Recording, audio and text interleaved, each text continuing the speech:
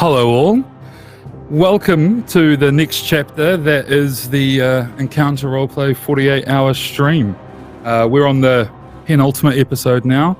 We've got our game of Symbaroum right here, and then we move on to the last game, and then that's it, 48 hours done. But that's not all for today. There'll be a short little break, then season 2 starts. Can't remember the game it starts into, sorry though, I'm pretty bad at this. But first things first. If you're new to this this channel, you can influence the game through various bits and pieces. Donating to the stream, you can donate players, nat 1s, nat 20s, and you can also influence everything with viewer decisions if you retweet what's going on enough times. Links will be in chat.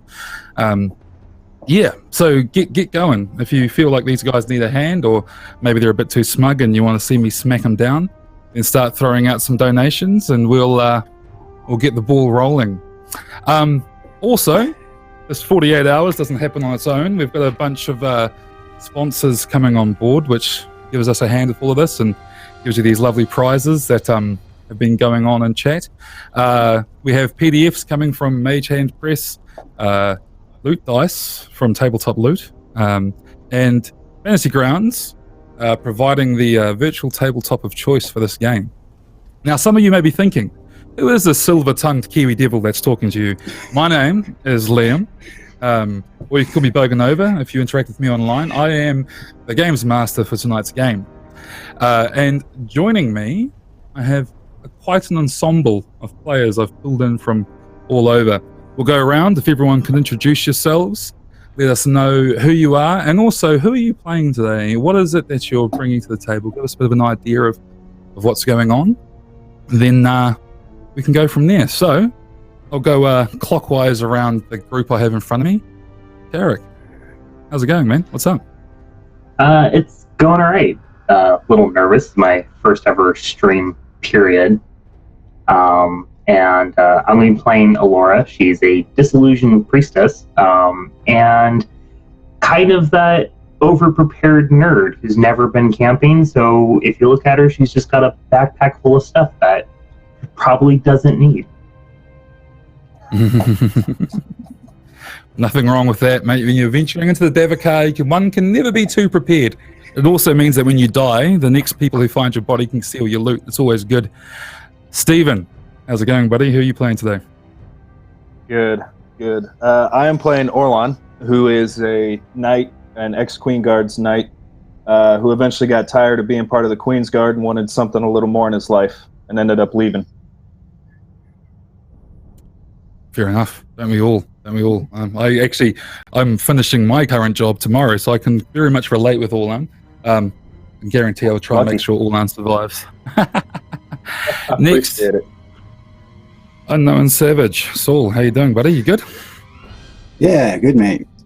My name's Saul. I'm a game designer and teacher, and I am, as you may be able to tell, Australian, part of this rich tapestry we have here tonight. Try not to hold it against you, mate. My character tonight is, well, it's tonight my time. It's probably not for most people. My character's name is Oots.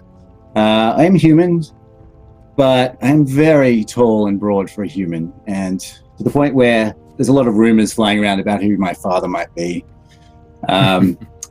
which they don't say to my face because I've got big biceps and big fists, but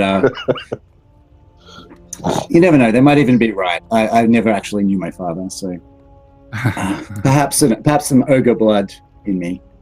I grew up sort of within a short distance of the edge of the forest, so it's always kind of called out to me, but I don't think I've ever been in, well, unless you tell us different. I don't know where we're starting tonight. So.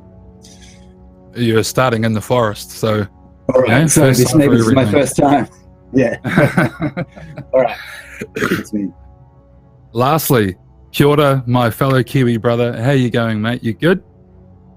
Kia ora, good down here. So I'm Mapfish. I'll be playing Lerp the Goblin, and Lerp is a little fella. He'd love to be a treasure hunter, but he really isn't a treasure hunter. He started off doing that, but after a while, they had some issues in the ruins in the forest. They found some things they shouldn't have found, and they ended up running into the Iron Pact, and he's ended up working with them, passing information on about where the treasure hunters are doing their treasure hunting. Awesome. Now, yeah, if you guys are regulars on the channel, you might not recognize this next one. A bit of a fresh face to all of this. Charlie, how you doing? You good? I am doing good. I'm really excited. This is a whole new world to me, a whole new system. This is I think my third new system in the 48-hour stream, and I'm going to be playing a goblin, which I'm really excited about. Her name is Fenya, and she has a pet pig who is her familiar, I suppose. And I can't actually pronounce the name on my little character sheet, so I'm just going to call her Ruler. Ruler the pig.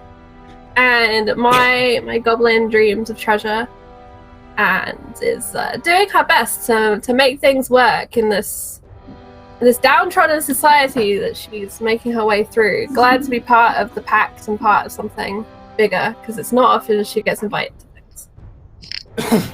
Yes. So that is our cast. Now, some of you, well, most of you are probably wondering what Symbaroum is, seeing as outside of Sweden, it's not a massive game. It is a game which has a set setting. That setting is very it's a dark fantasy. Think along the lines of The Witcher meets Game of Thrones meets Brothers Grimm. It's very pulled back. There's lots of folklore sort of stuff, but when there is the fantastical elements, they're pretty gnarly. It's an awesome game. I love it. The setting's great. What you need to know for this is that the key sort of center of the world that the game is set in revolves around a forest called the Davakar. The Davakar is this massive, dark, brooding, scary place, which is actually like a scab that's grown over a destroyed civilization known as the Symbar Empire, which about 1,000 years ago collapsed horribly and is basically radioactive with corruptive magic. And the original Iron Pact, this group of, at the time it was elves, came in and agreed to seal off this dark magic from the world by growing the scab-like forest over the top of it. And everything went relatively quite well for 1,000 years. You had some barbarian tribes living on the outskirts of the forest. The elves were living in the middle, and they kept everybody out and away from the bad stuff. And everything was going really well until about 25 years ago, where fleeing war and the destruction of their own lands, the Ambrian people turned up. They were people who many years ago, before the Iron Pact, had migrated to the south. They got into a horrible war. Things went really bad, and their country's now dying. And to flee from this, they've gone north over the mountains, and they have brought with them a manifest destiny. This is their right, their prios-given right to claim everything in these lands. So you have a real clashing of cultures vibe here. As you can imagine, when you've got an old forest full of ruins, full of treasures, and you've got people coming across who believe they are entitled to everything within that forest, and then you have a bunch of guardians protecting that forest, conflict tends to happen a wee bit. Now, as a result of this, the Iron Pact has started expanding to get in allies from elsewhere, and as a result, you now have human members of the Iron Pact. It's a very secretive organization. It's one of those organizations that if people find out you're a member, in Ambria at least, you're done. That's it. So they operate like a terrorist cells. Most people in the Pact don't know the names of other people around them, and they very rarely interact that much.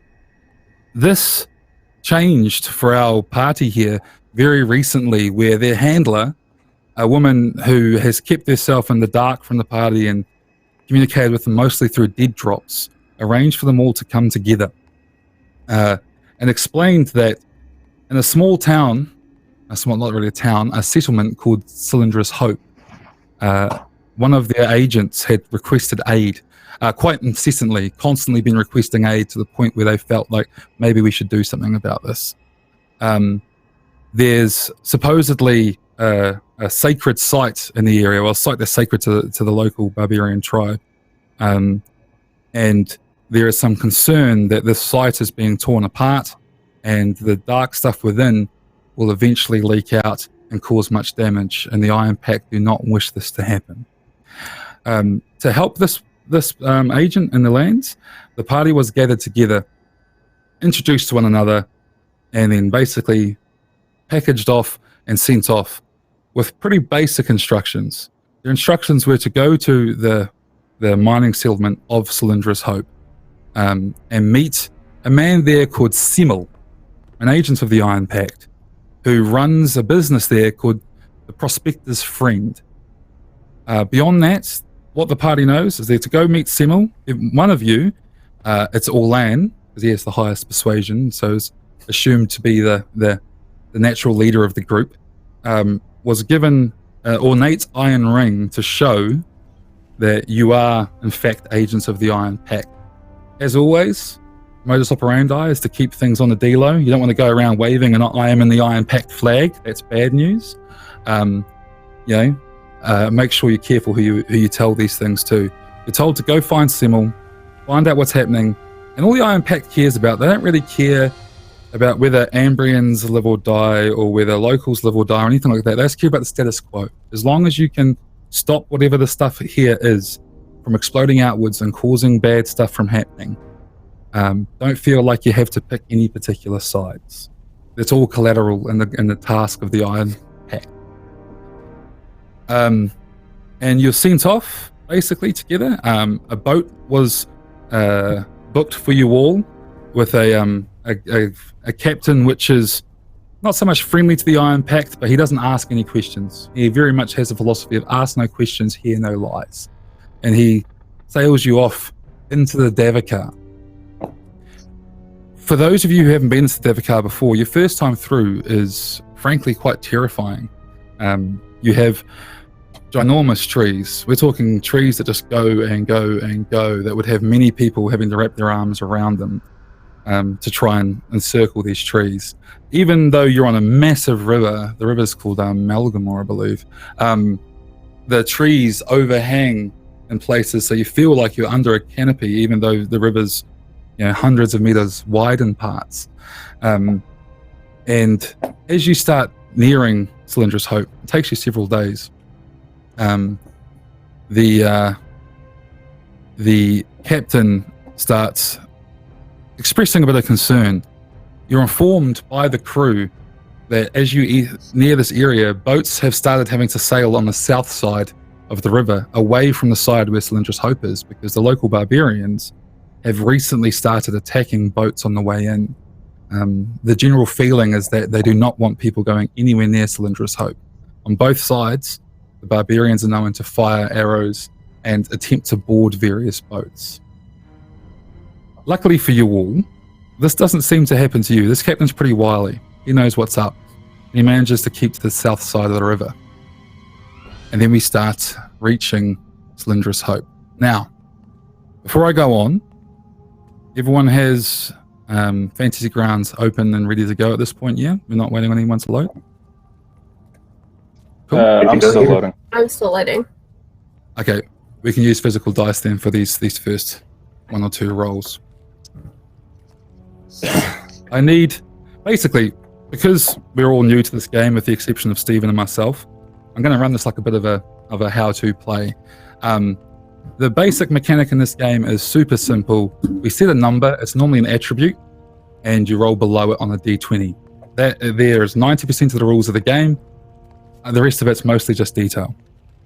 So, before we come across Cylindrous Hope, I need to know whether or not you are all swayed or tempted by something. So I require all of you to please roll me a d20 and try and roll under your resolute stat. Okay. Equal to or under, yeah? Equal to or under, yes. Yes. Cool. I rolled an 8, and my resolute stat is 9. That's good I enough. got 10, so I pass. Just barely, Pass? but I passed. Do I need to So- roll for ruler, my pig?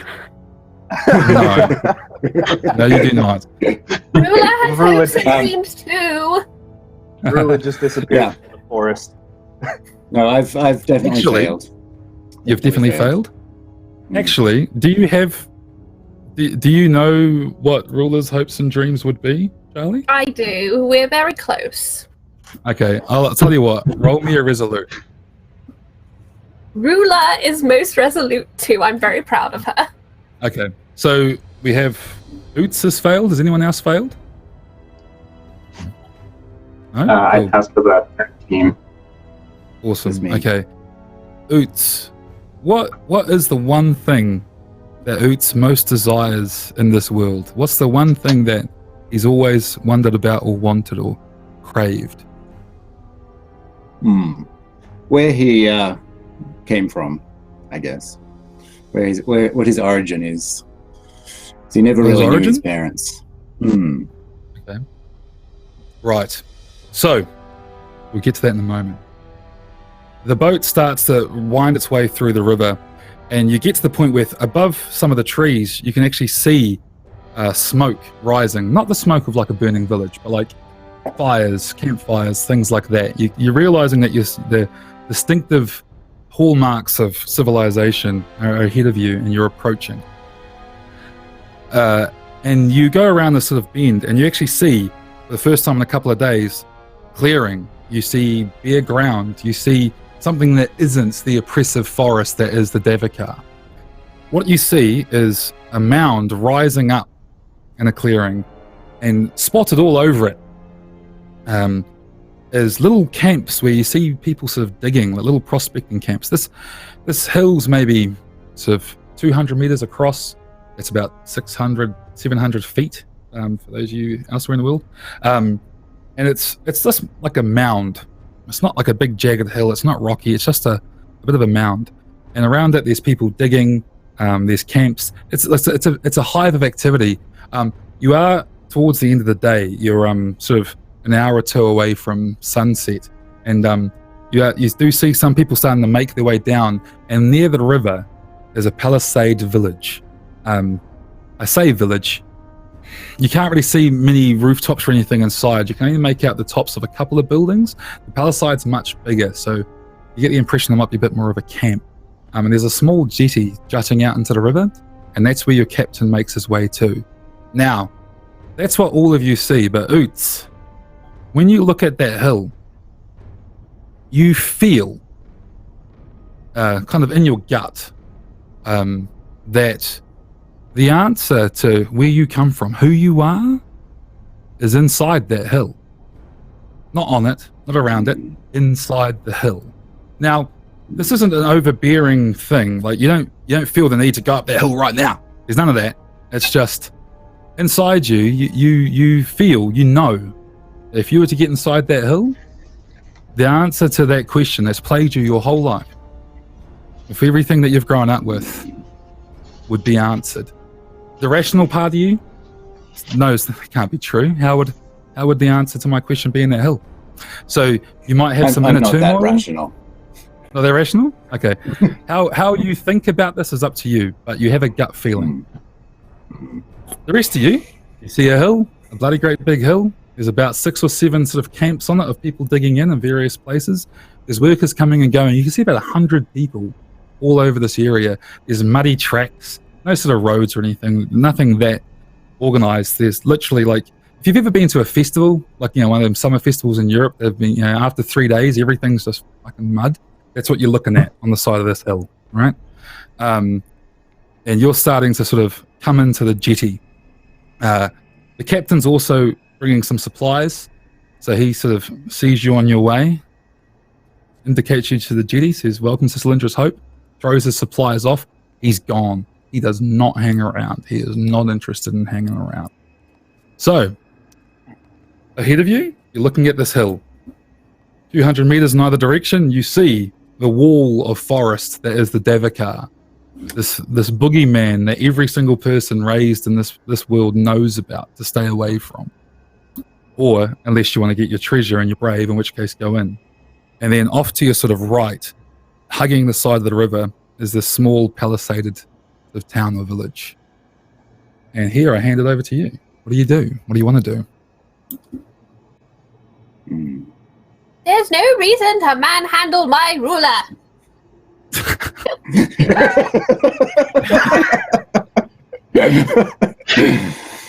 She's a good pig. I'm just kind of taking my time, taking it all in, feeling this feeling in my gut, and looking at the hill with this kind of deep thought, which is, I'm not the smartest. Knife in the drawer, but I have this feeling, and I tend to trust my instincts. So I'm just standing here and taking it in and trying to figure out where it's coming from and what's going on. Cool. Is there anyone around us that looks like they might be a city guard or something like that? No, there's no sense that you can see of authority.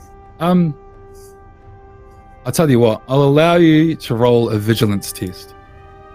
Let me see if Fanny's... No, still not. Okay. What is my vigilance? Your vigilance? Oh, not good. I rolled a nat 1. If you'd like to see it, I can show you. No, I believe it. I hear that rumor in this game, nat ones are great. That one's great. Right, You want to roll low. Yeah, you don't You want want to roll 20s. low. The only time you want to roll high, is apart from when you're rolling damage and armor, is when I turn around and go, I need someone to roll a dice for me. When you roll a d20, that's when you probably want to roll high. Right. The GM does not roll dice, by the way, viewers. In this game, I just get to sit back and tell the story, and these guys have to do all the legwork. It's great. Cool, you roll on that one. You're looking around, and most of the people around here are armed. That's not uncommon. The people you see are a combination of sort of ethnic groups. You see the native barbarians, although you can tell by their dress that they're not all from one tribe. This isn't clearly like the locals. This is people, some of them are wearing tartan, which you recognize from some clans, and some of them are wearing sort of, their hair in certain ways which signify other clans. There's a combination of them. And they're also, if you've ever seen sort of photos of like Victorian era colonial societies, a lot of the natives have a combination of the colonizers' clothes and their own clothes. And this is what you're seeing. There's like touches of Ambrian and barbarian culture sort of on display here, fashion wise and everything. So you're getting a bit of a melting pot feel here. Amongst them is a few Ambrians. It's a sort of like for every 2 barbarians there's an Ambrian. And everyone appears to be armed, but no one appears to be armed in an official capacity. However, being the grizzled soldier that you are, and knowing how to spot someone who's got that air of I'm in fucking charge here, you see, standing, like looking at you guys before ducking away inside the palisade, a large ogre. You can't really tell too much detail because they're a bit of a distance away, but they're a good 8 foot tall, muscle-bound sort of ogre, long hair flowing down, with a large weapon over their back. You can't tell what it is. It could be an axe, it could be a hammer, but you see the haft of a weapon slung over their shoulder. They sort of look at you in a more like a, what are you doing in my town sort of look before they disappear into the palisade. I hope that answers your question. Sorry, I'm a bit wordy sometimes. Oh, it's all good. It's all good.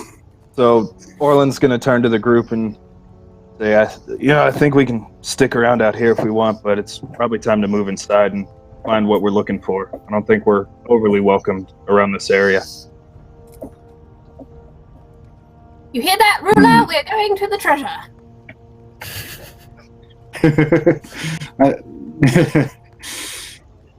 I'm gonna hang back. Sniffing out gold, Yeah. I'm gonna hang back a little bit as everyone else goes forward, if that's what they're doing, and just kind of keep contemplating for a few minutes before I follow them. Okay. Is there anyone else who's not going with Orlan into the town? No, Lerb's going along. Yeah, Alora's going to go too. I'm going to guess she's going to gravitate towards the other Ambrian in the group. Oh. Yeah. Because she's only got little legs anyway, she'll be kind of slightly behind Orlan and Alora and look back towards it to go, Ooga booga, what's holding you up? Awesome. Okay, so you guys are you going into Cylindrous Hope? Is that what you're doing? Yeah, Orlan is. Yep. Cool. At least Okay. whoever's coming with him, I guess. Yep. So- let's follow Yeah, I'm him. gonna follow him. Around this little sort of compound is like a palisade of sort of sharpened logs and things, surrounding the whole thing. And you see one gate which everyone seems to be coming and going through, and it's a pretty rustic looking gate. Certainly couldn't withstand a siege or anything, but it's more of like this is the way in and out. Anyone who's been in Davokar before knows that any camp that expects to be somewhere for more than a week or two, they build these palisades because Davokar's home to all sorts of terrors and beasts, and you don't want to have them having easy access. So you get the feeling this is less to fight off like against an invasion. It's not like a fort. It's more just like a big fence. You go through this gate. Now in here, what you're looking at is almost more of a slum. There's lots of little huts, tents and things. That mud effect is worse in here. It's all borderline walking through a swamp. There has been some attempts made to board up patches of path and make it easier for people to go around. But for the most part, you can see the people who are living here, they're working men, working women. They've got shit to do. They don't care about maintaining house and home. They've been up on the hill and they only come back to sleep, drink and eat. So it's pretty messy. There are a couple of exceptions. There is like a what appears to be some sort of tavern or bar, and there's a couple of other buildings here or there which appear to be sort of shops and things, outside of which you see people sort of peddling their wares and stuff. People who have camp followers, right? They've clutched on to this idea that people are in this area looking for their wealth and fortune, so they're here to make a quick buck. Otherwise, literally, we're looking at little huts, shacks, tents, pretty rudimentary accommodation for the most part. At the far end of the compound, like as you walk through the door, there's almost an attempt to have made like a main road, and at the end of it, close to the palisade, a massive bonfire is being sort of sparked up with night coming soon, and you can see a ginormous pig. We're talking like, if you've ever seen a wild boar, think of the biggest wild boar you've seen. This thing's 4 or 5 sort of meters long, massive. They're cooking it. it's not like your little pig. It's a bit different, but yeah. Massive pig. It's okay. I cuddle her Oh, close. dude. So That pig is going to be the death of us. I guarantee it. so you're inside No, your side She shall save you compound? all. Okay. What is it you're looking for, hoping to do now that you're in here? So Orlan, pretty much for the start, is going to be looking to find Simeon and at least get the information they need to get started. I don't know if there's something everybody else wants to do. And he also wants to find out what the hell is going on with that hill. Okay. Cool. No one opposes? Awesome. How do you intend Let's to... just keen to find the Semel guy. So Yeah. are there goblins here? So there are other goblins. There's humans, right? And ogres. Goblins? It's mostly humans. You've seen one ogre, and there's a few goblins here or there. Goblins are an underclass in Ambrian society. They are one of the natives, like the barbarians and the ogres, but they're very quickly taken. Like, goblins think they're being real clever, right? They've got these big guys who look after them, and they'll do all the busy work. And the Ambrians, like, we got basically serf or slave labor, and all we got to do is throw them some scraps, keep the chief of the tribe happy, and he'll just keep sending us little workers, and they just come and... You see, this is our Do system. We make them think this, but really we're profiting. Yeah, see? Big fellas watch little fellas. Little fellas to profit. Yeah, exactly. So yeah, goblins think they're being real clever, but Ambrians think they're being clever, and it seems to work out. So there are a few goblins, not many. They don't appear to be acting like much of a little tribe or anything. You see little ones here or there, but in other places, like in the cities, there's normally a tribe which provides all the goblins for the city, and that's their racket. Here, you can get the feeling that the goblins are here have come from Ambria. They've come here to make their own way. So treasure hunters of their own. Yeah. So how is it that you guys wish to find Semmel? Do you have a plan in mind, or how do we wish to go about it? Well, I have an idea. Okay. What do you got? Semmel! It works with Rula when she runs off. Orlon just face bombs. I like the effort, but I feel like there's probably better ways to handle this.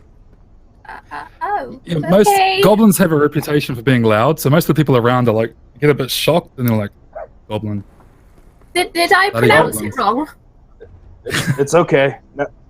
No, I just don't think people were expecting you to start yelling at the top of your lungs. Oh. Semmel! You keep yelling. Semmel! I whisper look. yell. I'm not meant to be loud, apparently. It startles people. And I wouldn't want that. Look, No, roll me, not at all. roll me a persuasion, darling. And if you fail this, you get to roll it again. All right, you get to roll this twice, Alright. like advantage in D&D. Alright, I failed the first one. I got a 17, and my persuasion is 7. Mhm. I got a nat 1! Yeah! I've been so excited to get a nat 1. So you're yelling this out, and some of you may notice that by the camp there's this little huddle of goblins. And their ears prick up, and they sort of look over, and like they sort of talk amongst themselves. And one comes up and is like, Looking for Semmel, yes, yes, yes. Yes! I see you so Ah. much. Semmel has the wares. Gistrom, he'll bring you, introduce you to Semmel. You come? I come. You come. Please, bring your friends. we go. Welcome to Cylindra's Hope. By the way, Gistrom, I run Cylindra's Hope. My town, yes. Yes, yes. none of you believe him. The goblins might. The rest of you have no. I totally believe him. He knows everyone. Just under his breath, Orlon just, fucking goblins. Not publicly. I think at this point is when I kind of walk in finally, and watch them as they start to follow this goblin somewhere, and walk in a different direction. Okay, cool. Gistrom leads you off. He takes you towards one of the big buildings, right outside of which you see like piles of rope, lots of tools, none of which look new. They all look like they've been used, and but they all appear to be sort of advertised as wares. And he sort of points over there and goes, Semmel, yes, Semmel. Gistrom won't come. He won't crowd style. You go. Yes. and he sort of stands there awkwardly, like he's waiting for something. You may pet ruler. He looks a bit like. So He sort She of went rubs fast. his- gives Orlan a bit of a nudge and says, he wants It's money. good luck. Very, very good luck. Orlon reaches into his bag and throws him a shilling. Shilling? That's good money. He's snatches up like, Thank you. Ever so generous. Yes. and he sort of runs off, not in the direction of his friends, in the direction of the pub, which you walked past on the way here. He's gone. Ahead of you, sort of noticing that you're sort of standing around awkwardly near the store, a rather rotund-looking man sort of looks up and goes, Yes, well, please, come. Welcome to the prospector's friend. I know the bearing of a man when I see one. Treasure hunters, yes? You're here to dig. Am I correct? I have shovels. Plenty of shovels, spades, picks. What is it you wish? I'll do you a good deal, good sir. What is it that you would like? We're here on other business, and Orlon will take and show him the ring. yeah, as soon as he sees the ring, he sort of like eyes open really wide, like in genuine sort of shock. He sort of looks around. He's like, "Ha ha ha! Yes, of course. We have We have such wares. Please come with me inside. I shall show you the goods out the back, good sir. Please, please. He sort of opens the door and is like indicating you all in. Yeah. Orlan will kind of look around a little bit, and then go ahead and head on in. Cool. We'll jump over. Oots, were you following these guys, or were you wandering off on your own? What was it you're doing? No, I was wandering off on my own. I'm either trying to sort of follow that feeling that I feel about the hill, if it has any kind of direction, or if there's anything that can kind of lead me by the nose. Otherwise, I'll just be kind of looking around, sort of walking slowly, plodding through, looking for anything unusual, anything that might be a clue to what this feeling is about my home or my origin. Yeah, you walk around for a while, and you've got this conflicted sort of thing going on. Unfortunately, though, there is no. All you know is that somewhere inside that hill, there is something. That is it. It's like a yearning to get to the hill. The other thing I might look out for is that ogre that we saw on the way in. Okay. Yeah, the ogre appears to be sort of it's pretty hard to miss an ogre. The ogre's the only thing around here that rivals you for size, and it's hanging out by the fire. The fire seems to be the central sort of social area in the camp, and lots of little groups are sitting around it. It's like a huge, massive sort of bonfire, and they're sort of packing it up. They sort of keep it like sort of going all day, and then smoldering, and then they sort of fire it up at night. And they're clearly in the process of that. And like I say, there's this massive pig on the spit, which everyone's quite excited to sort of pick up and tuck into. And around there, you see the ogre. The ogre is very much keeping to itself. But beyond that, it's sort of just standing there. Okay, I think I just want to, for the moment, just set myself up in a position where I can sort of sit and watch it and just kind of stare at it in a kind of awkward way. Moody way, and see if it notices me or if it does anything else of interest. But we can go back to the others for now. Awesome. Gonna assert his dominance over the ogre. I'm more intrigued. I'm more wondering about this ogre, wondering whether it has anything to do with this feeling that I'm feeling. Okay, so you guys are all sort of ushered into this room, and then you see like sort of Simmel look around conspiratorially, like he's trying to clearly be discreet, but at the same time being painfully obvious whilst being discreet. And he sort of reaches around the door and flips around the close sign and pulls the door shut. He's like,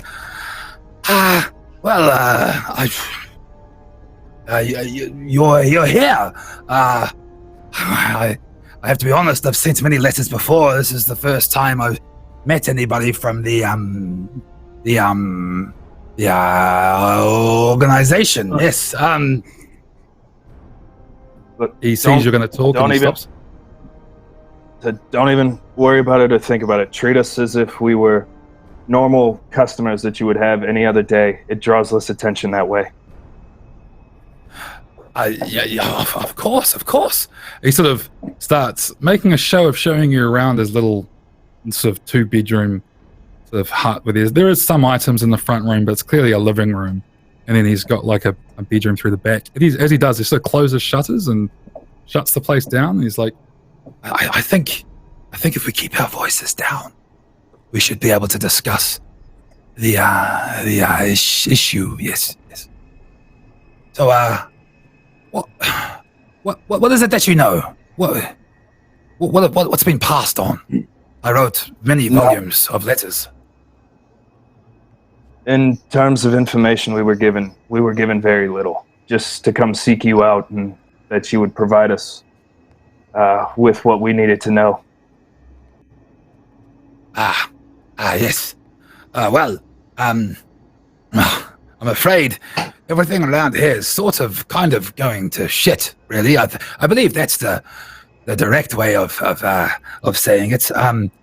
This little town, if you will, has been trying to dig into that hill that some temple or something up there, and I was sent here to watch it. And at first I thought, this is, they're testing me, you see, they're giving me a nice little backwater job. Then I realized old Semmel here was on the case. This is some serious stuff. People are dying. Murders are happening. There's people with weird dreams and talking about strange things inside the hill, and it's all a bit weird. And then I started asking around, a bit of the old nosy. And I found some of the barbarians that are casters down the river. Some of the locals, the Corondor clan. I asked them, so what's going on at Cylindrous Hope? Because the locals, they don't come. And they say the area is taboo. And I'm like, taboo? Well, why would it be taboo? Why would we be somewhere that's taboo? And they say, well, the wild hunt. And I start wondering, well, what's this wild hunt, you see? So I ply him with ale. You get the impression this guy thinks he's a master spy.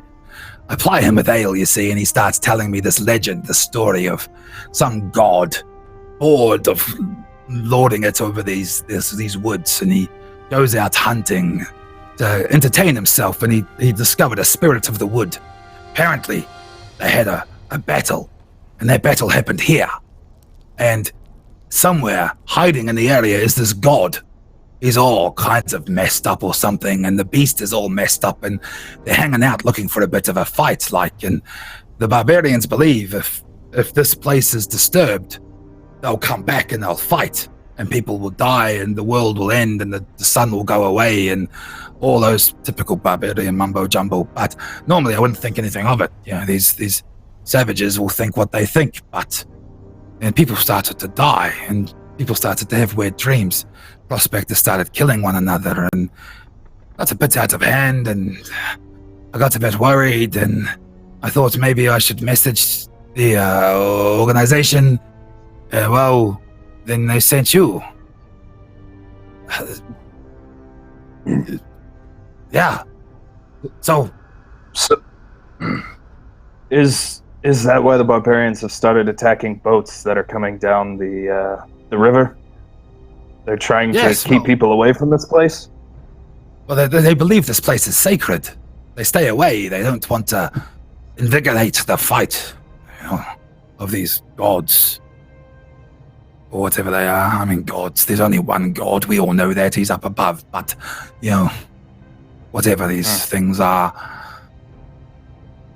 What I do know is that they're starting to dig up some big things from those ruins, Symbaroum artifacts and things. There's definitely something in that hill, whatever it is. How long has this been going on now? We've been digging here maybe 2 years. The murders only started happening recently, over the last sort of month. People started disappearing, being found dead. Things like that. Just petty squabbles at first, but it's happening too often, and we're starting to worry, and then the barbarians start attacking boats, and it's all feeling like it's coming rapidly towards a precipice,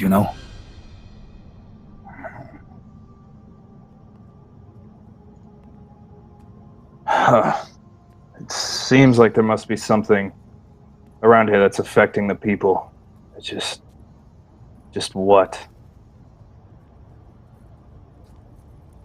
I don't know. I mean, some boy he's not with us anymore, sadly. He was having dreams of blood leaking from the wounds in the mountain. He said every time someone dug a spade in, it would weep blood. And then he ended up, Like, he killed himself or somebody killed him? I think he killed himself, hanging. That's what the bailiff said. Everyone else seemed to agree with it. No one around here really looks into such things. Is there anyone else who's been having these dreams, or was he the only one? I don't know, really. No one's told me about it. I haven't heard anything. He was a bit strange, though. A bit weird. He'd grown up being a wise lad. You know those ones the witch hunters take around and they can see people's souls or something? He was one of them. They can do that? Apparently so. does it look like? I don't know if he wants to say anything, but Alora knows what it looks like.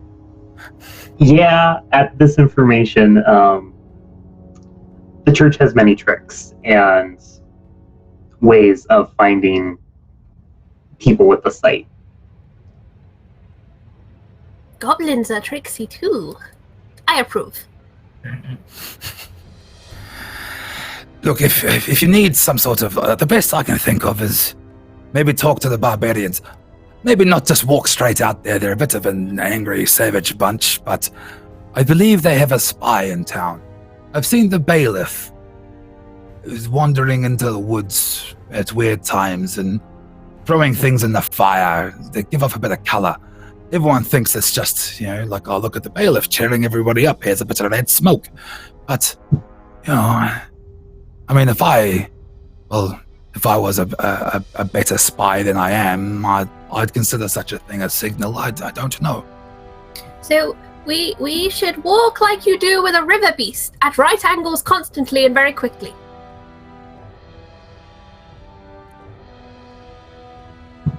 Yeah. What? Yeah. Well, you see, a river beast, it has a very particular head and it can't steer very well when it's running. So you veer off and it has to stop and change directions, and then you veer again, and you get it so confused it gives up. And no chomp chomp for river beast. A goblin's life is very short, you know. You have to do everything you can to prolong it. I think you've told me once or twice. I'm glad you listened. If we were to go look for this bailiff, where could we find him? Can't miss her, really. Bloody great big ogre. Acts like she owns the place. The one that mean mugged me outside the gate, possibly, carries a gigantic weapon on her back. Yeah, hammer. That's the one. You don't want to I take thought a that was walk a man. from that one, I tell you. The ogres, you can't really tell, really, can you? They all kind of look the same, Yeah. Even after a few ales.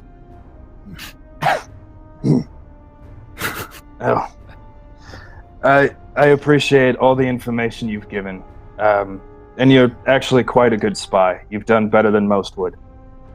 I don't know if there's anything else anybody else wants to ask or inquire about, but I think maybe we should find this bailiff. Did they start digging for treasure in a new spot? And that's where the spot with the weeping of the blood dream started. Because I don't want to dig in that spot, so I'll pick one on the other side of the hill.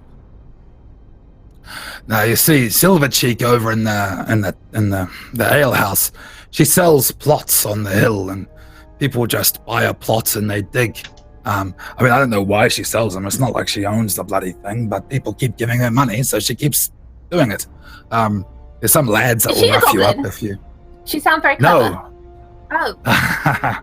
Must be one of those fortunate Ambien types. Ambrian. That's the word. Ambien something else.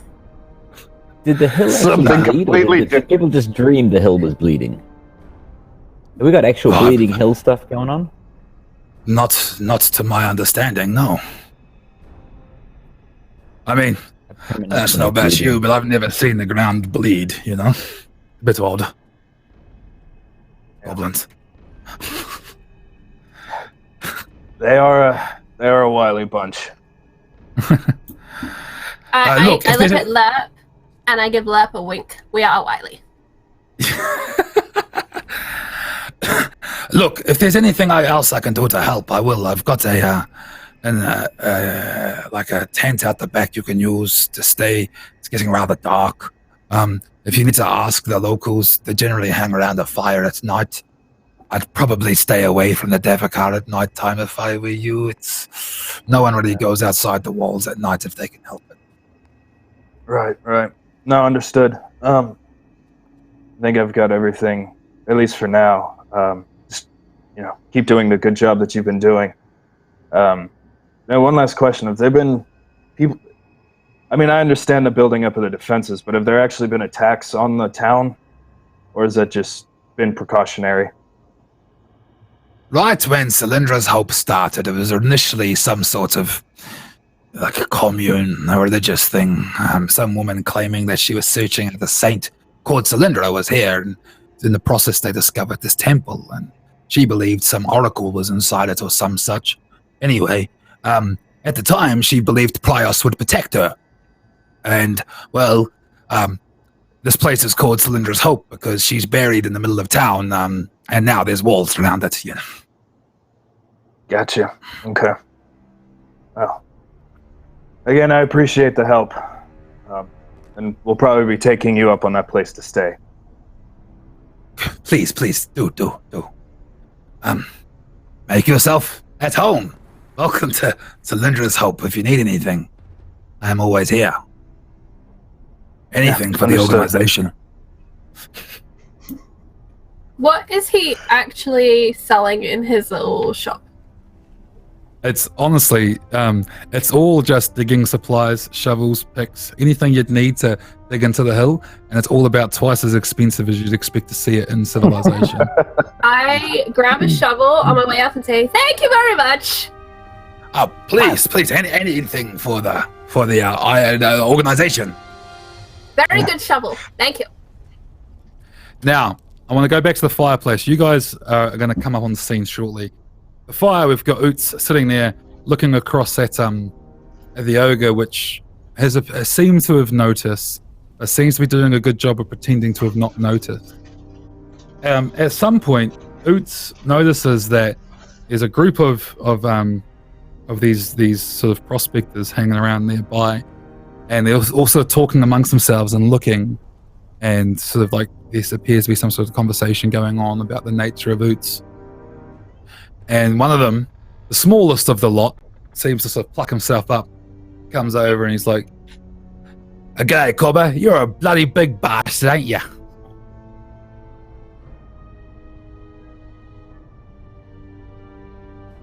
You're muted, buddy. Can't hear you. You're pretty small yourself. Well, you see, it's not the size of the dog, it's the size of the fight, isn't it? G'day. Me name's... I don't think of a name for this guy. nice to meet you. He extends a hand out. I kind of half-heartedly reach for it, shrug, and look back at the ogre. I say, what can you tell me about? What can you tell me about her? Yeah, when he shakes your hand, you know how you meet some people and they try and overcompensate by giving you a man shake?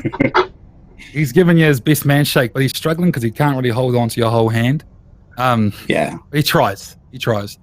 And he looks over and goes, "Oh, that one?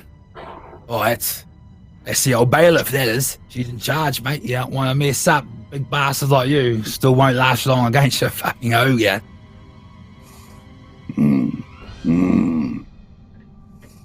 No, thanks for your help. And I'll just start ignoring him. He's like, "Oh, okay. All right, well, fuck." he sort of mumbles to himself awkwardly. You know, if you've ever hung around someone who's ignoring you, he sort of hangs around for a bit. And like, whoa.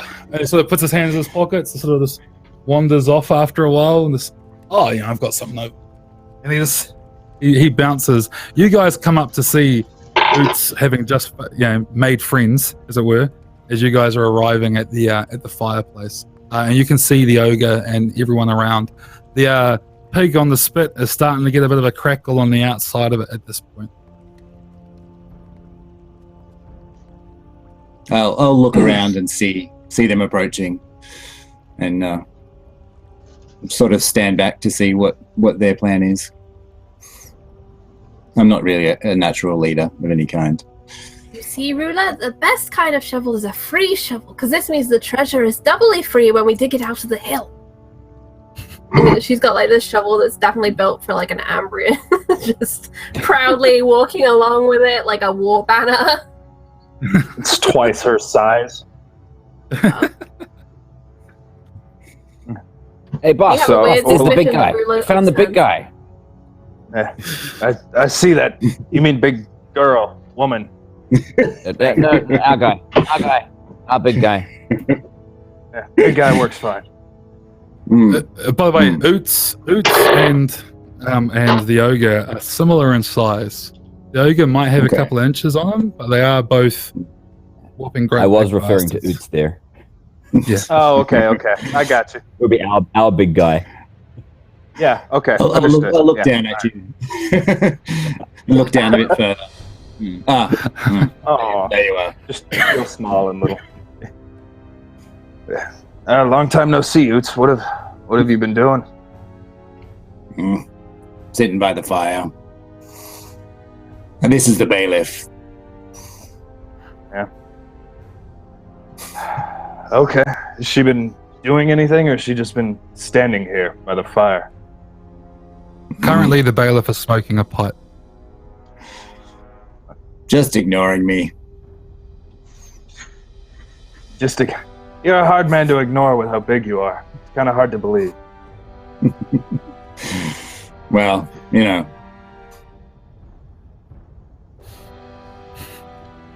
All right, so who wants to be the first one to approach the bailiff?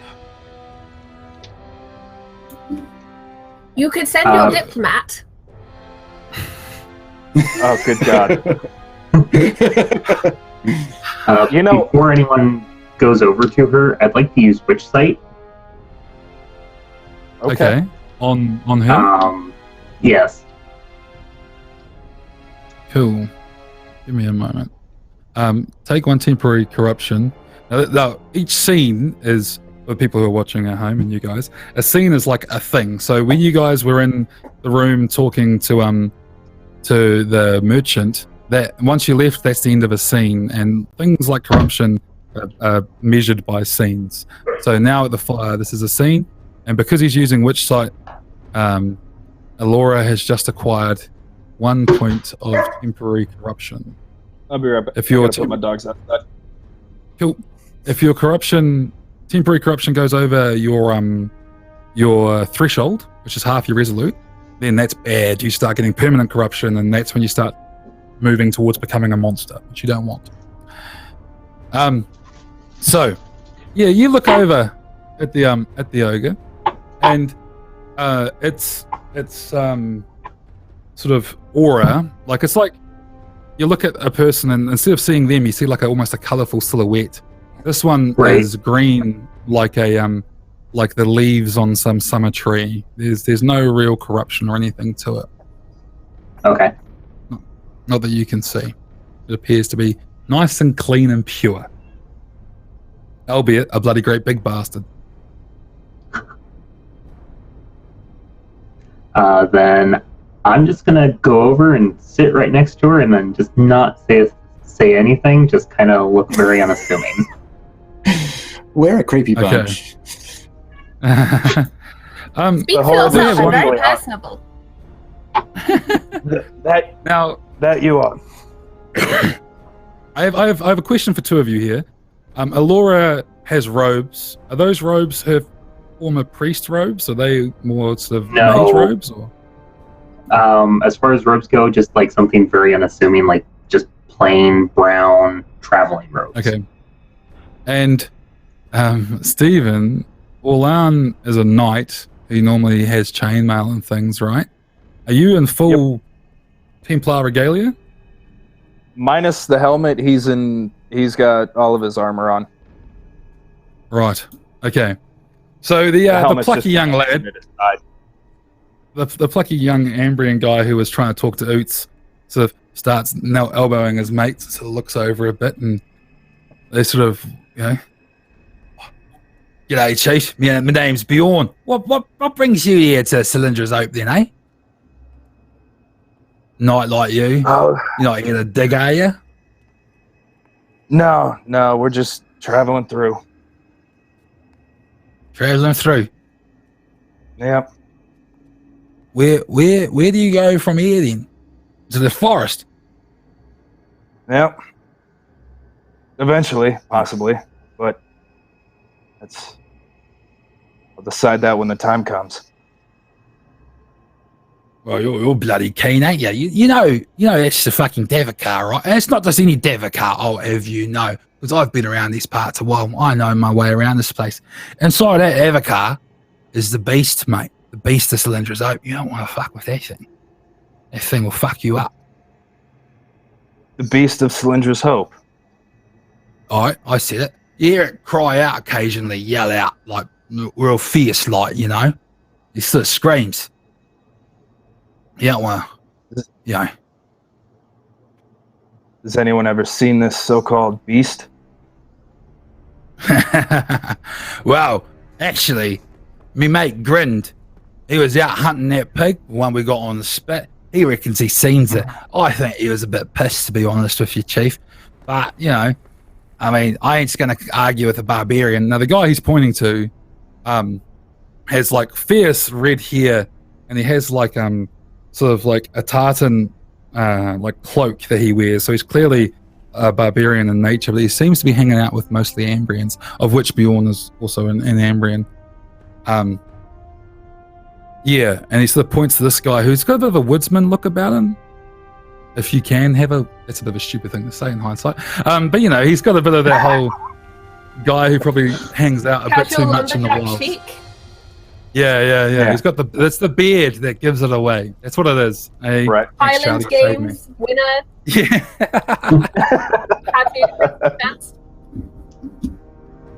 And he turns around and goes, Oi, Grant. This fella here, I didn't catch your name. This fella here, he wants to hear about the beast. Come on, tells us the story. And you hear one of the other guys go, Oi, yeah, go on, tell him the story, Grant. That'd be fucking hilarious. Let's hear this one. And Grin sort of like looks around a bit sort of ashamed. He's like, oh, I seen me the beast, I did. Very great big bastard. We should have seen it. It was like a beast, you know. I was out hunting the pig. The pig right there, right on the fire. The one that, you know, if you give me a couple of shillings, I may allow you to partake in. Anyway, I was out hunting, and I seen this thing, like, it was like I seen its eye right in the middle of its head, glowing in the dark, like horns too. Very great big horns. Had a spike sticking out the side, you know. I was like a porcupine cyclopean bull or something. I'm not afraid to admit I shite myself. Left the pig, come back to town. Brought the lads out to get a tray. It's a bit old now, you know, but meat's meat. Is there something I can do to try and tell if this guy's lying to me and just trying to tell a story? Roll vigilance. Yeah, let's roll flat vigilance. It's a 5. So I pass. He seems to believe in his story. Okay. He seems to believe it. So he's a bit front, but yeah, he seems to believe it. Right. It's a very interesting creature you're describing to me. About how far off into the forest was it from here? Oh, it was a bit deep, you know, maybe sort of 500 or so yards, you know. You sort of go in and you lose sight of the clearing. Like I said, I was hunting, you know, you gotta go a bit deep. But that's where it is. If you go looking, can't miss it. Well, I appreciate it. And I'll see about taking you up on that offer for the pig maybe a little bit later. It smells delicious. Oh, aye. The bush tucker around here is pretty good, you know. It's the best sort of thing we get. Otherwise, we're just stuck getting stuff off the river. Can't trust it. You get them pigs, though. There's a few pigs. Lots of pigs out there. Tasty. Okay. Well, I appreciate it, man. Thanks for telling me about the beast. I hadn't heard about that yet. Good to know. Yeah, they still go back to drinking. Yeah. Orlon will kind of nod his head and then start walking towards the bailiff. Kind of motion for his very energetic and charismatic goblins. Oh, hey, You're not really going to eat we getting some pig. No, we're not gonna eat the pig. Just trying to be hospitable. I wouldn't dare eat pig in front of Pig's our friend. not food. Pigs are friend, not food. That one's Bacon friend. is severely That overrated. that one's dinner. By the way, because pigs will eat anything, and you have a psychic connection with your pig, whilst you're sitting here saying pig's a friend, you're conscious that your pig's thinking, whatever that is on the fire smells bloody good. We can't account for Rula's thinking right now. Rula is a hard pig. It's hard work being pig. Was that the thing she desired most in life? To eat a giant pig. I cannot divulge to you Rula's deepest secret, her deepest truth. Poor Rula. Either to eat that pig or procreate, one of the two. So, goblins and Orlan are heading over to the bailiff. We've got Elora trying to look inconspicuous, sitting next to the bailiff, and Oots eyeballing the bailiff, I assume. Yeah, I'll just sort of back up the others. Walk up behind them. Okay. That's I'm not figuring the intimidating goblins at all. aren't going to really talk to anyone, right? No, Because no one's really going to want to talk to the goblins, I assume, from the Ammons and the barbarians. Although ogres have a similar generally a similar place in society as goblins do. Although people are less likely to mouth off at an ogre than they are at a goblin, for obvious reasons. They hold similar rank in Ambrian society, at least, anyway.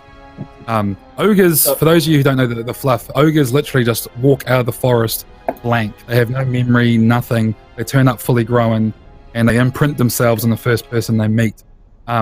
And so people take advantage of this. So some people treat them as pack animals.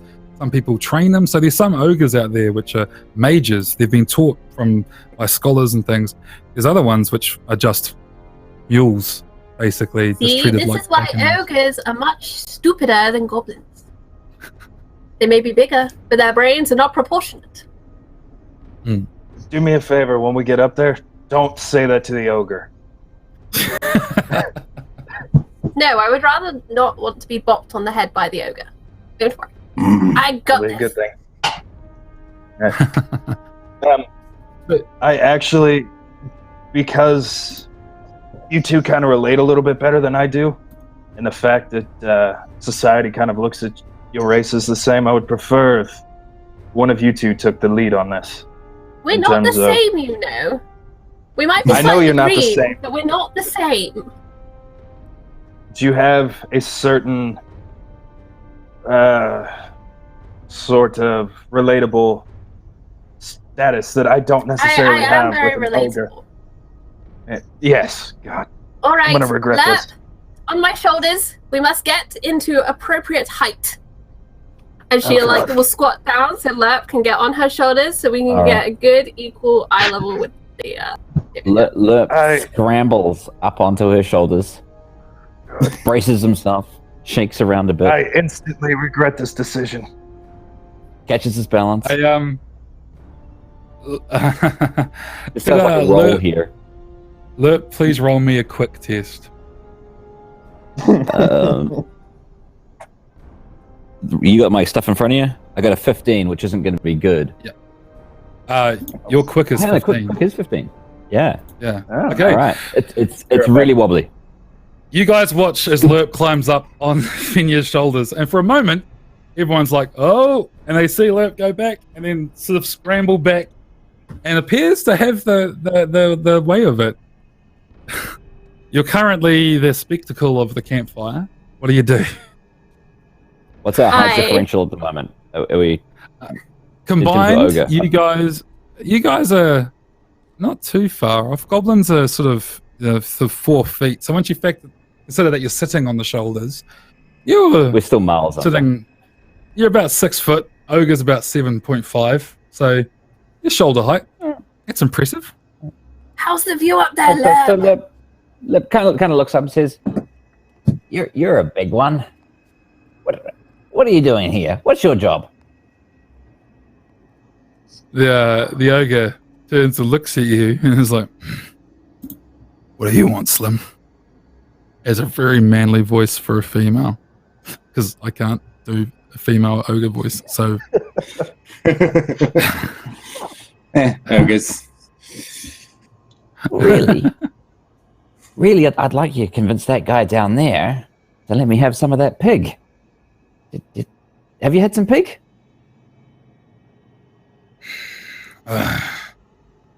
You don't really want the pig, Slim. Ah. No, you don't really want the pig. Oh, it looks That's so not good. what we're here to do, lad. Were you not paying attention? Ah. Well, things have been happening. You hear things have been happening. Do you know about the things that have been happening? I'm the bailiff. Of course I know what's been happening. What's it to you? He sort of leans in conspiratorially and says, "Did the hill really bleed?" The ogre sort of shakes his head. No, Slim. No. Tell me, what brings you to Cylindra's Hope? Bad things have been happening here. And my friends and I, we're here to help. Isn't that right, Orlan? Yeah, we're here to help. And why would I wish the help of you? Because we're very good.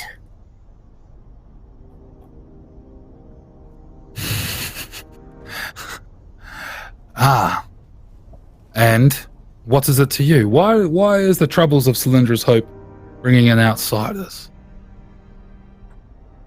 Because there's treasure in the hills, and we want people safe when they're treasure hunting. Right, lad? Yeah. We do indeed. There's more money to be made when the people are happy. Okay, we're at the point we need to make a roll. Is anyone else going to say anything? There's something in the hill, all right.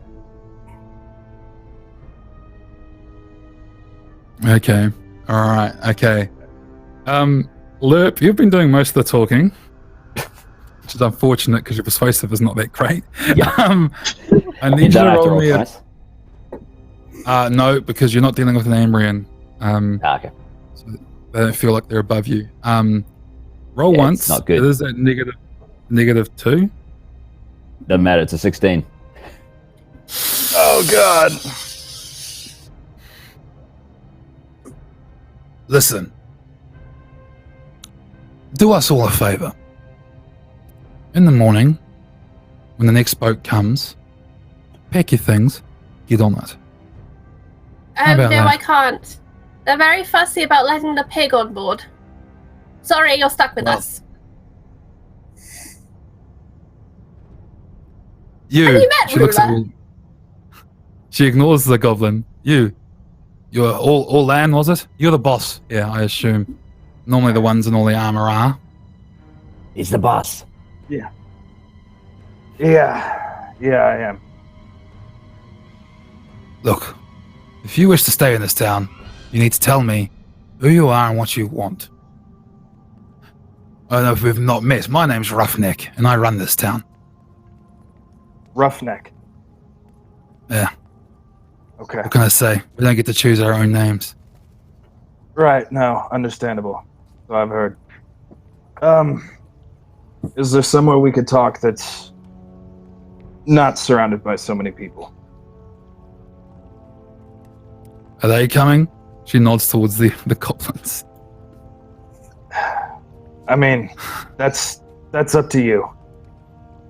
Good. Preferably, You can come. but okay. You come.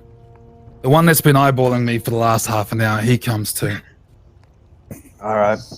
Yep. I think she has a type.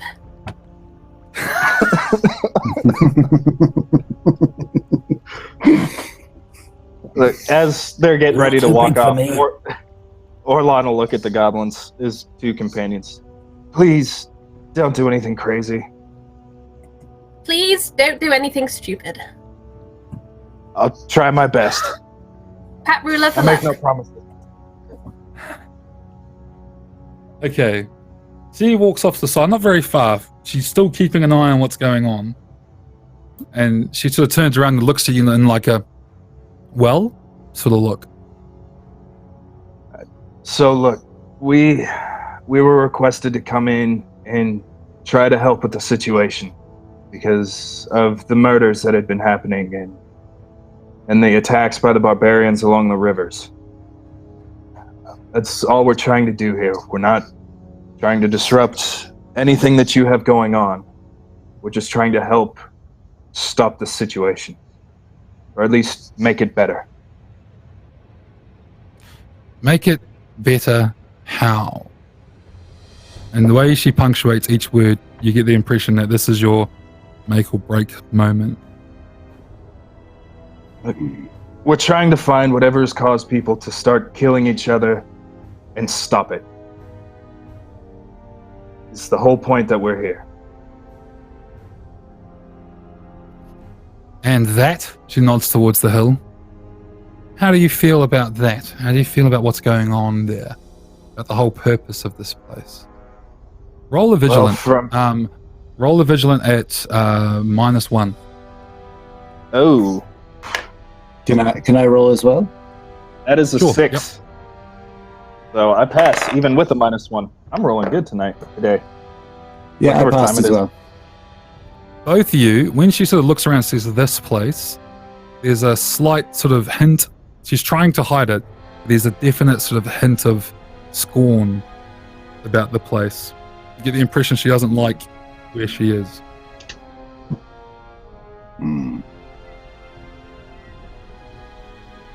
Look, this place, from what I understand, is considered a religious site by the barbarians. For me, it means nothing to me in terms of what happens with it. I'm in here trying to stop people from killing each other. And honestly, I don't fully grasp the concept of what's happening right now. I know people are having weird visions about the hill, or at least there was one person. And it seems like everyone is compelled to dig there for some odd reason. But other than that, I know little to nothing about it. What do you know about what's in the hill?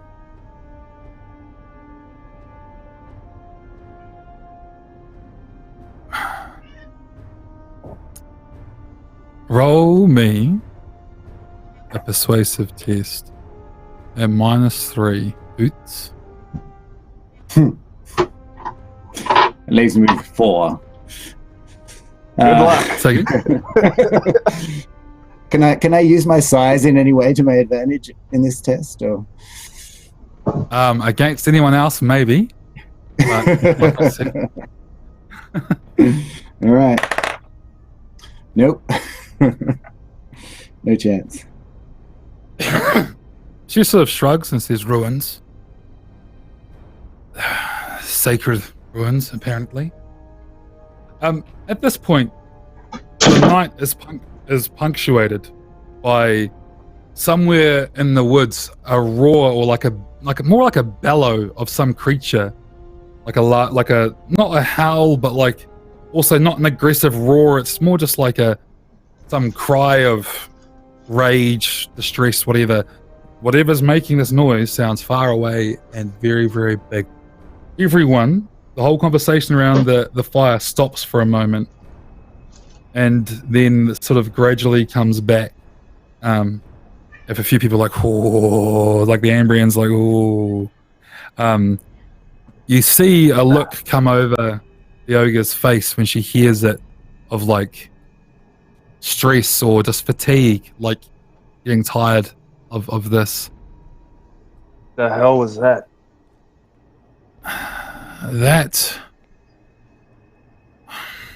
That would be the bee. I've heard of the beast. Apparently the man who killed the pig decided to tell me all about it. Fools, most of the men here. You say you're here to stop the killing, yes? Bring some sort of peace. Yes. If that peace meant getting rid of all of this, or slaying a god, would you? If that's what it took, I would at least try. I mean, that's what I'm here to do, and that's what I've sworn to do, so I would try. Well, Wait, are you saying that the god is alive and out there? there's many things that are out there, and she nods towards the forest, but it's not my place to tell you. Look, in the morning, I'll arrange for you to meet someone who can tell you far more about all of this than me. There is a woman whose life is given to overseeing all of this. She indicates around, and I fear she might be the only sane person left around here. But to go out there tonight, suicide, go in the morning. She sort of points, and you can see where she's pointing at. There's a distinctive tree that you can make out on top of the canopy. The top of it is orange. This isn't autumn, but this looks like a tree that's in full autumn, or fall for you Americans. She indicates at it and goes, that there is where you'll go in the morning. You need to meet, hold on, I don't want to get this wrong. Girand, the local witch. Girand? Girand, yes. She is tasked with maintaining the sacred place, and I'm her eyes and ears. I'll send a signal to let her know to expect somebody. And tomorrow, you get to go into the Devika. Okay. I appreciate it. Like I said, we're not here to try to cause you any problems. Just trying to get this solved and be out on our ways. Good. So, it's unless you have anything else, I think it's time to go collect up our people and try to get some rest. Let's do it. All right. And I guess You guys all go back to the tent. You guys, unless anyone else wants to do anything before bed. No, put down that leg. That is not yours. Bad ruler. Oh man. Does anyone else want to do anything before we go to bed? And I'll move this on the end scene. Cool. End scene. You get back your corruption point that you had, your temporary corruption point. All right. Now, through the night, everything goes as normal. Laura, on the other hand, awakes in a cold sweat. She has visions in her sleep of the hill reefed in fog and mist. And then from it, on every dig site, streams of blood start to flow, like as if the hill's been filling up, and as it fills up, blood starts to ooze out of these holes and runs down and mingles with the river. Somewhere in the forest, she hears the roar that was heard around the campfire, and it is answered by dozens of much smaller but dozens of roars. And it wakes you up with a bit of a start. Great. This is fantastic. I'm sorry, go ahead. No, you go. I was going to immediately just run to Orlin and just start telling him about the weird bleeding hill dream. Orlin kind of wakes up in the middle and just, what in the hell is going on? Holy Christ. I had the same dream as the boy did, the one that killed himself. Of the bleeding hill. I also heard roaring coming from the forest. So Orlin kind of looks and is processing the information. It's like, okay,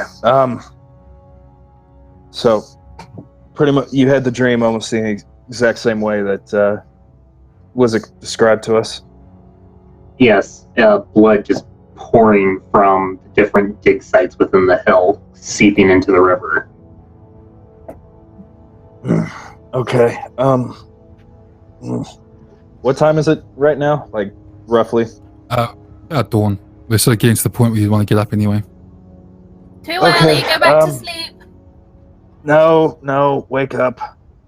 No. We need to go see this witch and figure out maybe what the hell is going on, but I think whatever's out there making that roar and this ruins are somehow connected.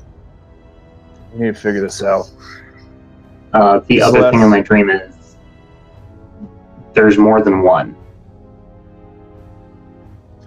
Oh, of course there is. What? There's always more than one. All right. Okay. Well, start getting everybody up, getting them fed, and then we'll go meet up with More than one witch? Roughneck. How many witches are we meeting? No, not more than one witch. More than one thing to potentially try and kill us. Oh, I like this morning less and less. Don't worry. Right. Ruel will protect you. Yeah, she will. She's So- a good pig. Hanging out So of what- Ruler's mouth is like a great big like shank of bone that she's just been gnawing on in her sleep. Just happy pig. Loudly too, like.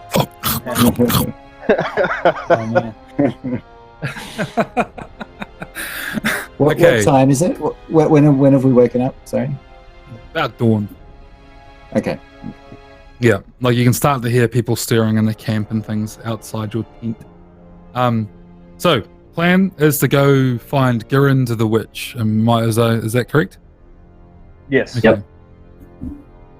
So Roughneck gave you a good indication of what direction to go, right? She pointed out the top of a like I said, an autumn style sort of tree in a sea of green. And that's sort of along the river. So the river goes west to east, and you'd be heading east, not along the river bank, but in the same direction the river goes, if that helps you picture things. Yeah. Whereas, like to the north of the river, you've got the hill. So you're going at like a right angle away from the hill. So you head off towards the Davakar, and as you approach it, these trees loom massive, giant sort of, we're talking like, like I said, 100-meter high trees, some of them hugely wide. As a reference for Lerp, imagine like a coyote tree or Tane Mahuta, like big tree. So you're going into this forest, and if you've ever gone walking in like a damp sort of forest in the morning before, you're immediately assaulted by the smell of mold and mildew in the foliage on the ground, all of discarded leaves and pine cones and things as they sort of compose into the ground, and you're getting like your feet are sort of sloughing through this soft sort of mess that is the undergrowth. Once you get through the initial outskirts of the edge of the clearing, you get into where the sun can't pierce the canopy, and most of inside this patch of the Davakar is relatively clear. There are bushes here and there and things, but for the most part, you've got as good sight lines as you could expect to have in a forest. Although it is quite sort of stifling, not much wind gets in here. The smell around you, like I said, is just quite overwhelming. And the ground is soft and mushy. I think the smell is quite delightful after the tent. It smells like home. You guys start making your way to the east. Sorry, To the west. the west. Yeah. As the group is moving, Orlon will let Alora know that he wants her to be the one speaking to the witch, because one, she's had the dream and kind of knows what's going on, at least from that perspective. Cool. Fair enough. Fair enough. Who is going to be sort of pathfinding you guys through the forest? Like, will we use vigilant as a test? So whoever has good vigilant, you might want to volunteer. Then that will probably be me. If anyone has bushcraft, that would be amazing. Yeah, if you got bushcraft or something, I don't think anyone does. You're combat monsters, but you are not. Right. You are not non-combat skilled very much at all. Well, between Ruler and I, we have 20 vigilance because we have 4 eyes. I don't think it works that way. Oh. However, on that note, I would allow rulers to give you advantage, which is +2. So there is that. We will try and help, and if someone else knows better, they will speak up, I'm sure. Okay. I take I roll good. You're all good? I passed 2. Yeah, I got a 3 and my vigilance is 10. Nice. Oh, okay. All right. I'll also allow Alora to roll as well. I assume you guys kind of work together on this. The more successes you get, the better. Yeah, I feel like Alora occasionally just kind of grabs the goblin maybe by like the shoulders and just kind of readjusts the steering slightly. Does Alora pass? Yeah, I rolled 7 out of 13. Nice. Okay, awesome. Nice. Right, so you guys are fairly confident you're going in the right direction. And as you're going through the undergrowth, at one point, Ruler runs ahead and is snuffling at the ground, which isn't unusual, but something has definitely caught Ruler's attention, and she's sort of circling and at the ground really excitedly, and her little tail is, pig's tails don't wag, but is jerking around, they do. you know? They wiggle. Yeah, wiggles, yeah. And she's drawn attention to something. As you walk up, you realize that here is some prints across the ground. We're talking... Who's a little genius this morning? This is a big section of prints. We're talking potentially hundreds of animals. They appear to be going in different directions, and worryingly, amongst them are some very, very, very big prints. Very big. I'll allow whoever's looking at these prints, I'll allow them to make a cunning test, which will be at -5 unless you have bushcraft. That leaves me with 0. That leaves me with 0. 1 is always a pass. 0 also. Okay. 1 is always a pass, so you're welcome to roll. All right. Because you have Ruler, I'll allow you a +2 as well. Ooh. No. Mm-mm. I'm Oh, just I'm busy looking looking at at them. it all. Come Does on, anyone blue pass? dice. I'll give it a look-see. Look, No. Ruler found something. She's clever pig today. They're just No footprints pass. to me. Okay. You can't make out what made these What was, prints sorry, there. what was the minus? I got a 5 under 10, but was it a... It was Okay, a minus. so you got a 5. 5. -5, Yeah. so that means you needed a 5. Yeah, so just. Okay, Nice. all right. Little Lerp saved the day. You guys are all looking at it going, oh, fuck, that's just a bunch of prints. Goblins coming through. That's a big-ass foot. Now, behind you all, Lerps is looking at the ground, and then Lerp sort of looks back the way you've come. That's your footprints. He goes back to looking at the ground, and then he goes back and looks at Ruler's footprints. And he looks again and realizes that Ruler's footprints and the footprints here are the same. Albeit the ones on the ground are much bigger, and the big ones are specifically are massive. He also notices that the ones on top going in one direction appear to be newer, than the ones underneath going in another direction. And it becomes apparent that you're looking at the footprints that have been made over a great passage of time.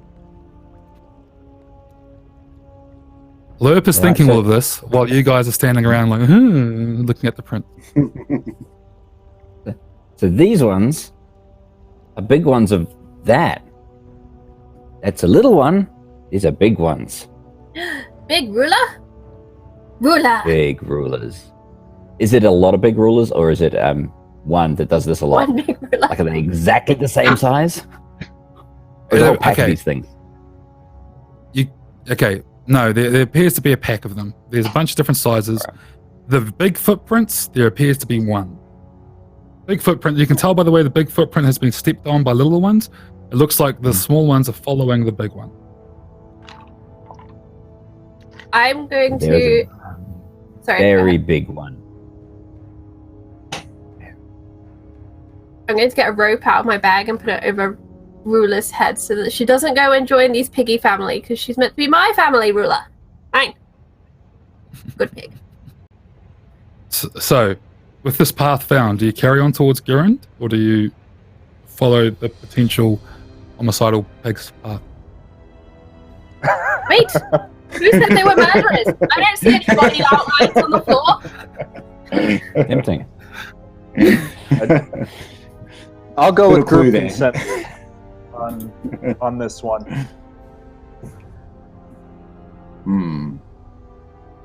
So, question about which site. Could I use it on footprints, like if it left a residue? Because it says location. You could, if okay. You only have a level 1, yeah? Yeah. So if I had it at a higher level, maybe. Yeah, if you had it at a higher level, definitely. Look, I'll tell Okay. you what, I'll let you make a vigilance test, but it'll be at -5. Okay. And that'd be a no. No? Yeah. No. You look at it, but they're just footprints all around you. I mean, everything that has something like some sort of life to it has some sort of shade to it, albeit not as much as people with souls. So you do like there is like birds and things flushing around that you occasionally catch glimpses of, but the path, nah, nothing. All right. Yeah. So what do you do? Now, Elora, I had a question following up from yesterday. I had a wonderful dream last night, and my aura, my soul colors were rainbow, and I just wondered if that was true. I rainbow? Parker. Yes, the most beautiful. yes. Are you not doing the test, or like you would have had a look at her while you're looking around? Yeah. You would know that her shadow is as red as oxygenated blood, bright red. No signs of corruption. All right. Would that be normal for a goblin, or Yeah, is it different for everyone? The colors are kind of dependent on the origins of the civilization, right? So like barbarians tend to have more natural colors. Okay. Ambrians generally have like golds and whites and things, right? And then reds is when you start getting into like again a slightly different sort of perspective. They sort of represent whether or not someone's aligned with nature, someone's aligned with civilization, that sort of thing. And in Fenya's case, it's more of a well, it's actually the third kind, which is like almost a greedy sort of thing. People out getting their own. Okay. Yeah, treasure hunters tend to be red, put it that way. So that's the thing. So he gets a squinty-eyed look, and yeah, I'm just gonna tell her you have the most rainbow of rainbow colors. Oh, well, now that's solved. Big Clink, where are we going? And she turns to Orlan. I think I think with this one we should kind of take a group consensus here. We can either continue on to the witch, or we can attempt to follow these tracks and assume that whatever beast we're looking for, or potentially looking for, is what made the larger track.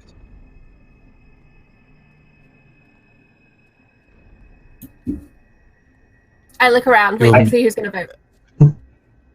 You're muted, bro. Oots. I'm always ready for a fight. But So I'm your leader. I We've say got we one see the witch. Witch. My goblin friends. What do you think Well, about what's this witch going to tell us? I don't know. You're going to tell The witch us mo- about a big pig? Oh, maybe, but we don't know that. Maybe we should ask her. Okay. Rula, Alright. what do you think we should do? Because we get a vote each. It's up to you. What does Rula, think. Rula think we should do? You control Rula. It's you. Just drops his head. This pig is gonna kill us all. The big one or the small one? Either Rula says one. she's very excited to meet Big Pig, but we should get all the information first so she can make a proper impression. Okay. Alright, then we go to the witch first, and then if it comes down to it, we'll hunt a big pig. Don't worry, Rula, they don't mean you. Good pig. No, not you, Rula. Not you. Rula Okay. is going to go and check out Orland's pockets for food. Orlan will pull out like a little cracker and hand it to Rula. Rula's like whole mouth just kind of goes over the hand and just slides down in like a slimy drool as she like consumes the cracker. Right. Alright. Good Rula, So you guys very are- gentle. You guys push on, right? And you guys carry on for a bit, and you're starting to get to the thing where you know you're pretty close to this tree. Can anyone please roll me a vigilance test? I won't tell you. Everyone or just Yeah, everyone at -3. Nope. Yeah, I rolled a Not 3 even- as well.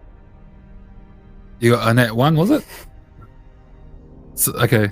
I got. Who? I succeeded. Okay. I succeeded. Yeah, I it's okay. passed. Passed? Okay. Cool. You guys are walking along, and then you see ahead of you a silhouette. This silhouette is of a man. A man who doesn't appear to be even trying to hide. But it's a bit hard to see because they're wearing sort of furs, and they have a wolf's head, sort of what looks like some sort of canine anyway, sort of sitting over their own head like a hood. And otherwise they're all in very natural colors and things. What looks like their hands appear to have some sort of claws coming off them. And the thing that gives this person away, apart from because they're not hiding, but they're kind of slightly off your sort of path. What gives them away is that their face has been blackened, but they have a very bright sort of blonde beard, which despite attempts to hide it, hasn't worked. And out of their blackened face, you see the whites of this person's eyes as they are staring at you. They're not moving towards you, they're staring at you. And once they realize you see them, their head sort of tilts back like this. And they're basically acknowledging that you've sighted them and that they've sighted you.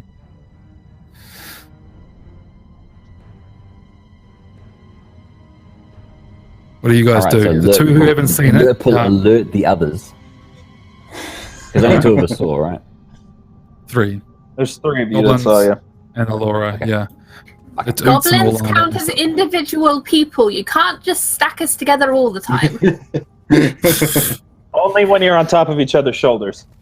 Yes, that's the signal. That's when we Good are call. one. Like Voltron, If I- only with goblins. If and when I'm alerted, I will move between the party and the figure in the trees. Yeah, Slowly. very panicky. Boots, Orlin, we need you up here right now, please. Like right now. Step to the front, and then Orlin will just kind of say out, "We were sent here by Roughneck to speak with the witch. Grindel? Grinnard? Grind, yeah. You notice around you now in your peripheral, in the same direction of this figure, more figures are sort of emerging from the undergrowth, all very similar appearance to this one. Although they just have sort of cloaks on. This is the only one that has the wolf's head. And this one sort of smiles, And at first you think that's just a bit of a menacing smile, and then you realize that his teeth are points. They've been filed. And he slowly walks towards you, and you notice that all down here is red, like stained red. Like And he sort of blood or walks up. paint? Can't tell, it looks like blood. Mm, Could be very convincing paint. He sort of walks Right. up, this nasty smile. He's not presenting himself aggressively, but he is extremely confident. He sort of walks up, like, "Ah, yes. I thought your little lambs looked a little bit lost." Benya didn't. assumes her normal position when meeting scary strange men in the woods and hides behind Orlin with ruler. That would also be the same position that Alora takes. Yes. Tactical, very smart. I take it then you are Grind. No. Gurdon has sent me No. to meet you. I shall take you to her. She's, rather more trusting of you invaders than I am. Let us go. Come. And he leads you off. Okay. Around him has various other... You realize the claws he had are like actual metal sort of claws that have been tied to his hand, like Wolverine style, right? Gotcha. He sort of leads you off, and all of his men just turn around and walk off. They expect you to follow. They don't make any effort to try and make sure you keep up or comfort you. They just head off. These guys look like pieces of work, and all of them hold themselves in a way that they're ready to go.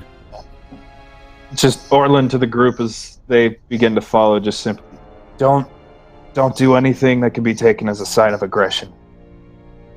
I'm always up for a good fight, but I don't think this is one we would win. Then should I leave the bear Yeah. trap in my backpack?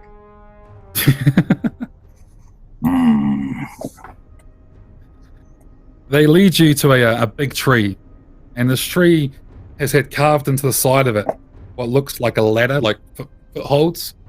And he sort of goes there and turns around, smiles at you again with these pointed teeth, and sort of looks up and goes, Up. We have to go up. The crow is sitting in her perch. Can we all fit up there? Yes. The big one might have to crouch his head a bit. Okay. I'll be right So- behind you. I'll catch you if you fall. I don't think you're catching the big guy. I'll go last. Yeah. "Ooh." So Who- Oots and Orlin would probably be the last two to go up. No, we need someone strong at the top to pull up ruler. I think I pull out a little Orlin bit. should go I pull first. pull out a little bit of rope and I tie it around like Arula, and I tie her to my back, kind of like a little backpack kind of thing. And I begin to climb up the ladder of the tree ladder. And I'll go up behind him. Cool. Oh Okay. Christ! Yeah. Someone We're very donated good at a... ladders. Yeah, Yes, we I got a can do that. donation. I'll Yeah, let you we guys gotta- know Okay. when I find out who that's for. Now, surprisingly, this climb is a lot easier than it looked. All right, they've chosen a smart part of the tree where it sort of slopes up, and you start climbing up. The only person who has to make this roll is Ruler. If Ruler's Got her tied coming to my up, back. tied to your back. There you go. Yeah, you have like to I make the took- roll. Oh, You need to shit. make a roll, either strong or Oh. quick, whichever's best. It's going to be a strong. Strong. Any Okay. modifier to it? -2. I have a feeling I'm going to That's be a taking 9. I pass. space.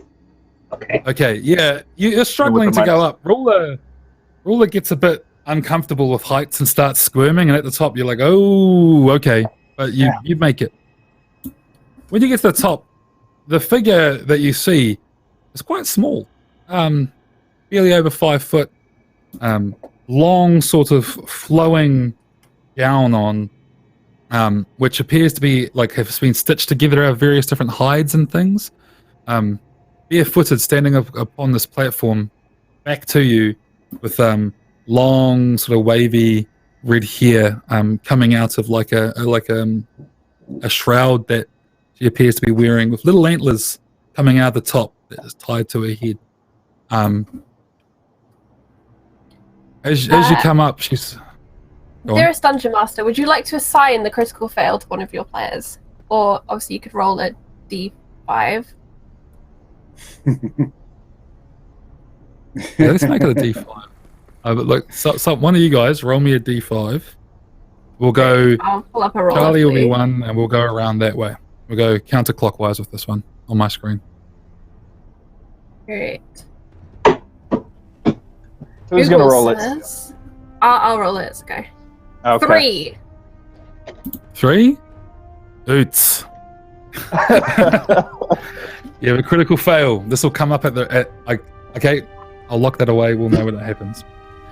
Oh, good God. It's going to be when we're fighting a god pig. Mm-hmm. As you come up, without the god pig oots. She just says, we've been waiting for you. Fuck, I keep doing the same voice. Sorry, guys.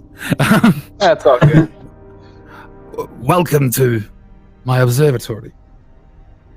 And she just sweeps an arm out. From this platform, hidden in this tree, you can see the hill clear as day, and you can just make out the top of the village. Can't see anything going on inside it, but you can see the smoke rising from it. And then you can see the hill and everything. Yes, please join me. Why has Roughneck sent you to me? So, we're here in an attempt to try to stop whatever's been causing people to kill each other and bring some semblance of peace back to this area. And he said that you would probably know more than anyone else at least what it is or how to stop it. And then also, my friend here has, and he'll point to Alora, something she will need to speak with you about. Gonna give her a little bow, looking fairly nervous, and start telling her about the dream of the Bleeding Hill and the roars coming from the forest. As you talk, she nods, and it's a nod of acceptance. Yeah. The dreams will keep happening until the prophecy is either delayed or seen to fruition. You see, that, she points at the hill, that is the burial ground of a god. And the invaders, and she looks sideways towards all three of you Ambrians, feeling the need to keep knocking on its door until that god comes back and starts the wild hunt again.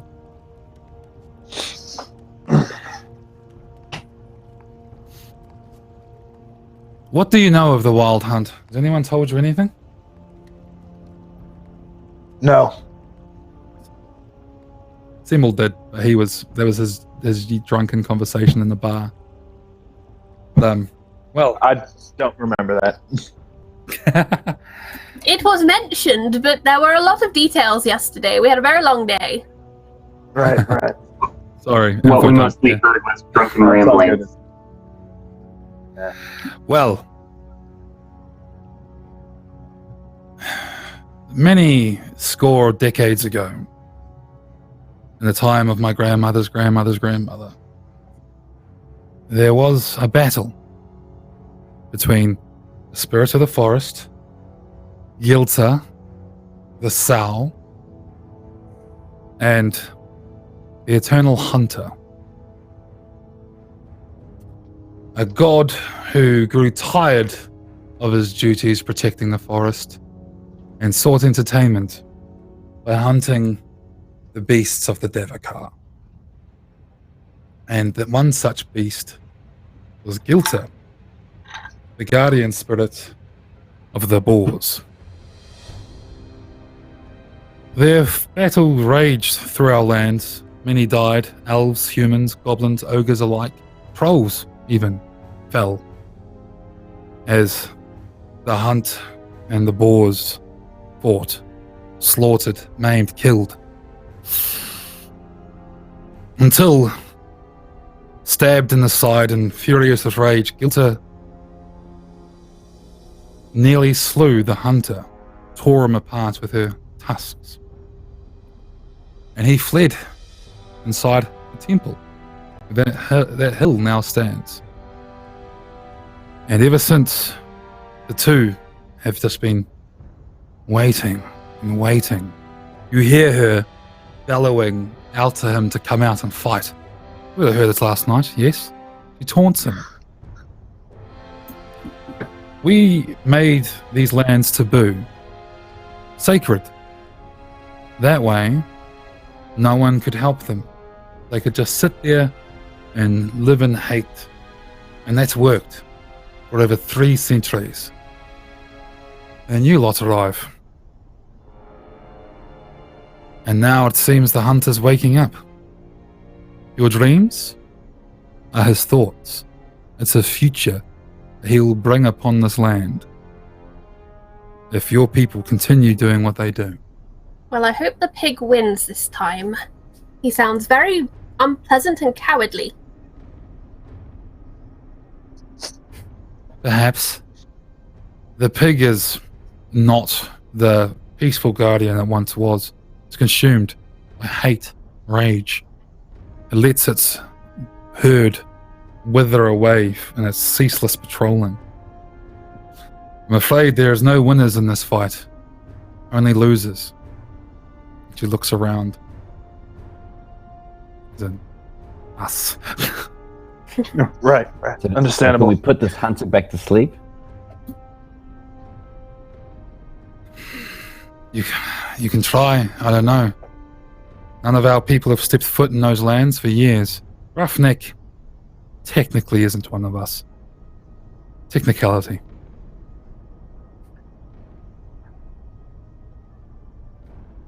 So what is it that needs to be done? Pretty much what I was going to ask. Well, either we make sure that the temple is never breached, which, if we've tried, we shoot at the boats, we slaughter anyone we catch in the woods, or you diffuse the fight, or you settle the fight. You see, this is a problem that you have caused in many ways. If you'd have simply told people there are 2 gods having a fight in the woods and you're only going to die if you go in, then they'd stop coming in to solve the mystery. And because they always think there's something going on when there's a mystery. And that's how people get wrapped up in these things. And that's how people end up dead when they don't need to be dead if they'd have been told there was a god fighting a god in the woods. You see, my senior, the one who trained me, who I've replaced, she tried that. Before being told, well, my lady, there is only one god in this land, he who shines above, and then she was burnt at the stake. And here I am, trying to not make those same mistakes. Oh yes, they will burn anyone at the stake, I can understand that. They do like a good roast. Should have hired some goblins. We're very good at this sort of thing, you know, taking care of people. Okay, so... Really? I love how Orland's like, okay.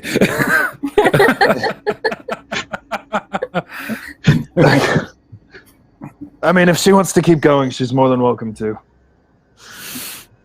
No, I think we should definitely diffuse the situation, which was secret option number 3, I think, somehow. Or was that 2? I lost count. I'm not very good at counting.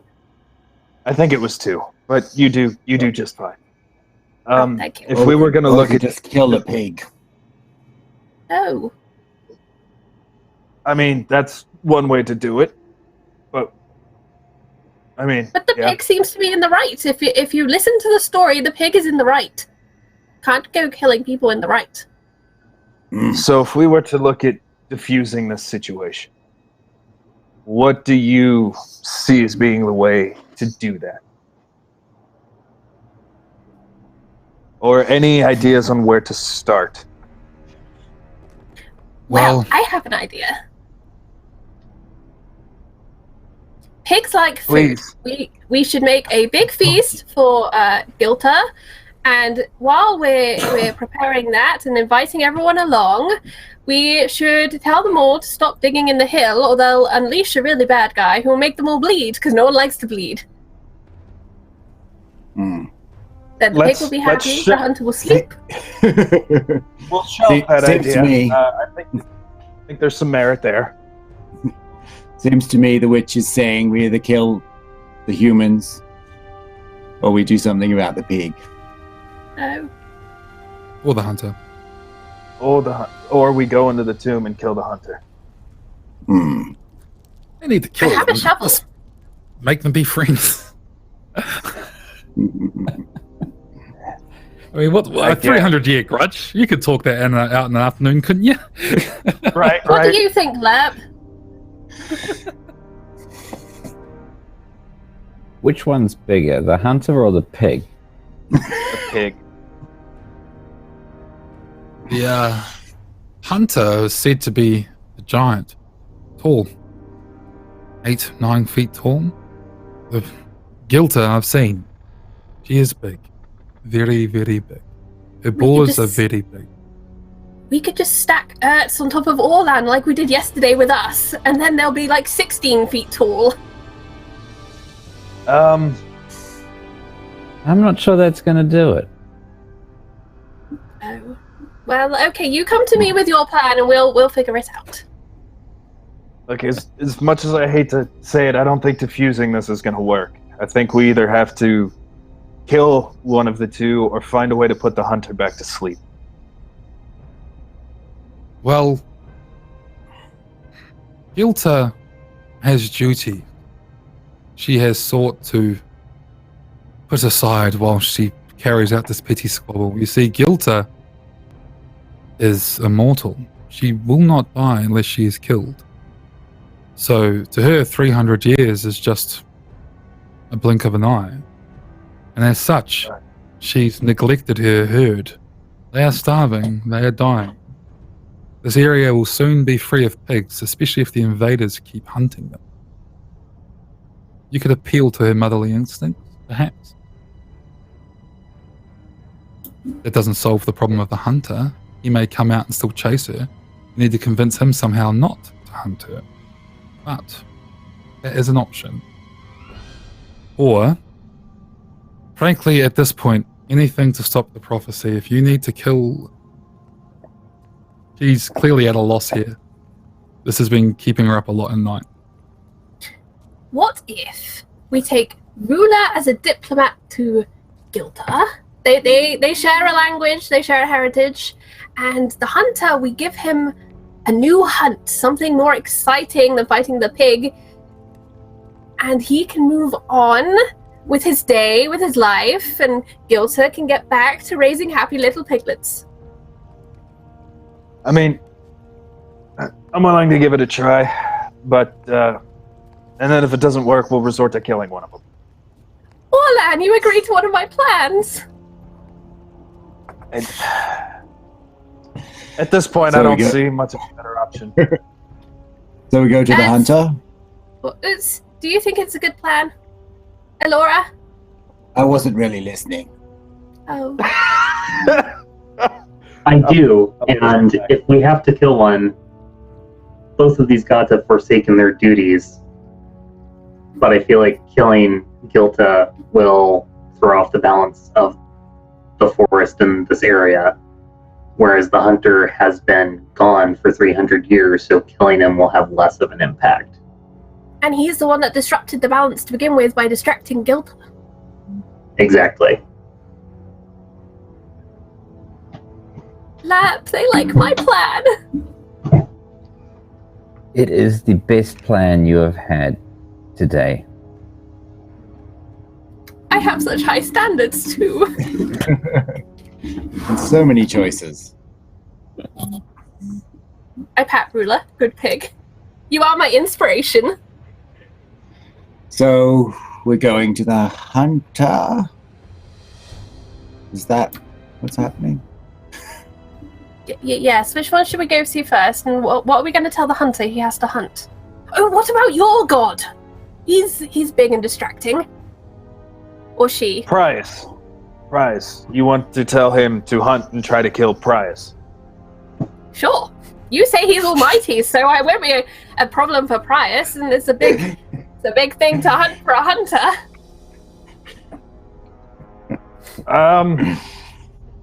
I know I agreed to your plan with the pig, but I don't think trying to sick him on Price is the best approach.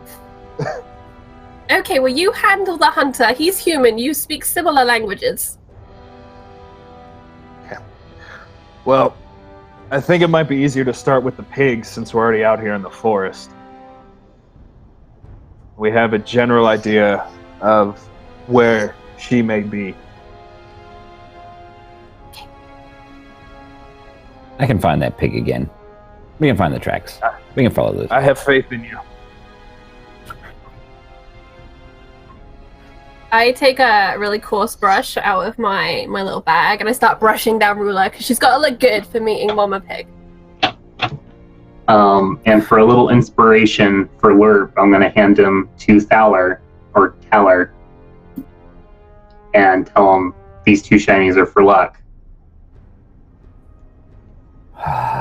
Okay. His eyes get really, really, really big. This is like a fortune for him. I will not let you down. Together we will do this. And if we find the pig, there's 2 more. He's now dreaming of retiring.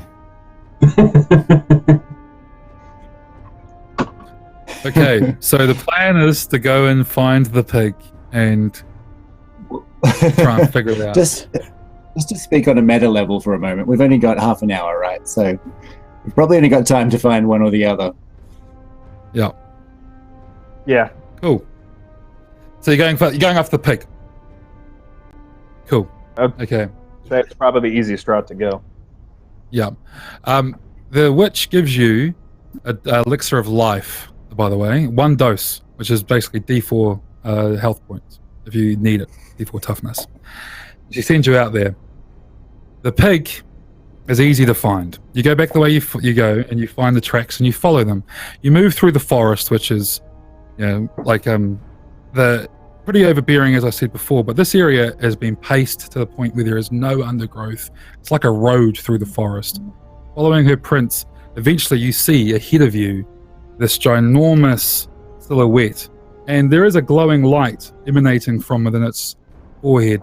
Out of its mouth are tusks that go like 6 feet, and it is ginormous. We're talking, 12 foot long, massive pig. Sticking out the side is a stick, the remnants of a spear. And around it is a wound that appears to be festered and nasty. When you look at it, you all hear inside your head.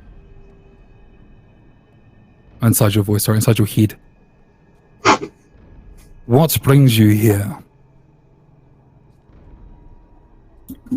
You all know inherently that this is the pig. You're talking to Gilta, the sow.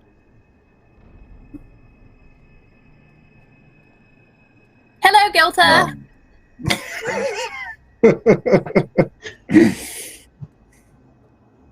Ruler is very honored to make your acquaintance. Bow, Ruler, bow. What brings you here? We're here to help you. How? we've heard about your troubles with that pesky hunter, and clearly he gave you a nasty. But yes, we're here to help you bring balance back to your lands with more pigs. Always more pigs. How?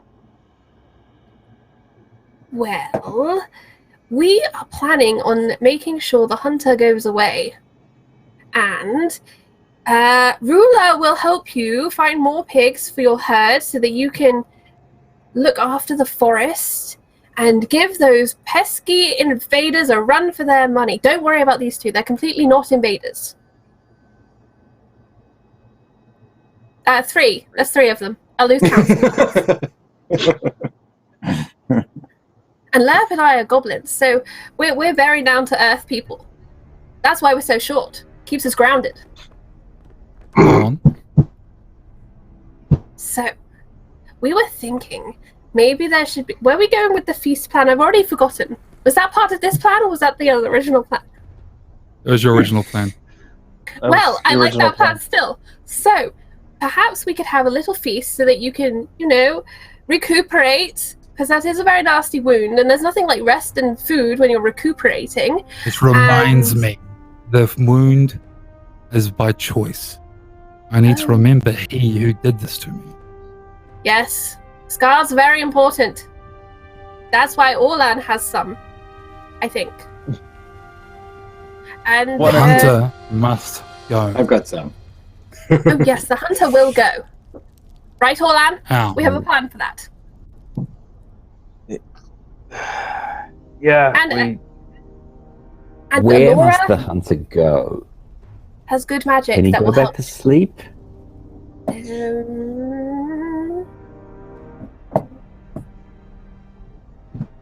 Alora, Lerp, Orlan.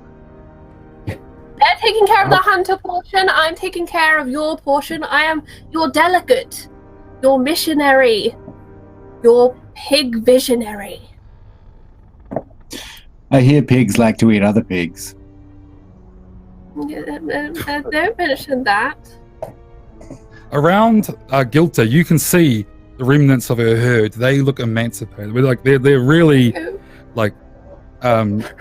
ribs are showing. They're emaciated. Sorry. They're looking beat up, nasty. You can tell the herd. It's following its leader faithfully, but it's being run into the ground. There's only about a dozen pigs left. So, Orlan at this point will pop in. How many crackers do you have left? Does anyone else have any rations? We have hungry Not that pigs. many. Look, Galta, you have a responsibility to your herd and to the forest, to protect it and to provide for it. Look around you at what you have left, at what your rage and hatred has brought you over something that happened centuries ago. These other pigs follow you blindlessly because you are their leader, yet you leave them nothing. You are leading them to their death. You are abandoning your reason for being here. She turns and looks at her herd and turns back to you.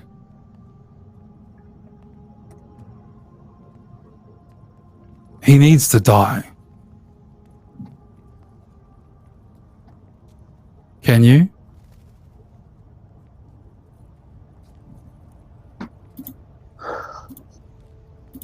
Look to the rest of the group at this point for kind of signs of confirmation from them. If I may speak to Great Gilda, we plan to slay the hunter. But if we may, his spear is in your side. If we could take it from you, it would heal you and would give us a weapon to slay this god who has forsaken his duty and hunted you for no reason. And amongst us, we have 2 warriors who should possibly be able to hunt the hunter. Should possibly. Her big head sort of languishly turns back to look at her herd And she looks for a long time. And then she sort of turns her side and just presents her flank to you with the broken spear. It's like a spear head, like the head's almost like a sword in itself. About this much haft is left. So you could use it, but I wouldn't be able to use it as a spear. It'd be more like a sword. But she presents it to you. I'm going to walk up and wave over one of the guys because I have the strength at all. Earth. I'm up. And like solidly, but try as gingerly as possible to like not cause that much pain to take the spear out of her. Yeah. I'll just grab it and yank it. Lep. Both hands. Yeah, it comes out. You can see the wound is nasty. It's, we're talking 300 years of wound here. Despite her formidable sort of, constitution, you pull it out. The last thing that you hear in your head as she heads off with her herd is, "Rue the ones who would lie to Gilta. Wait. But may you have luck." Lep, do you have any of that mustard we were using for sandwiches? No, I ate it all for breakfast. Oh, never mind, Gilta. Safe journey, heal up fast.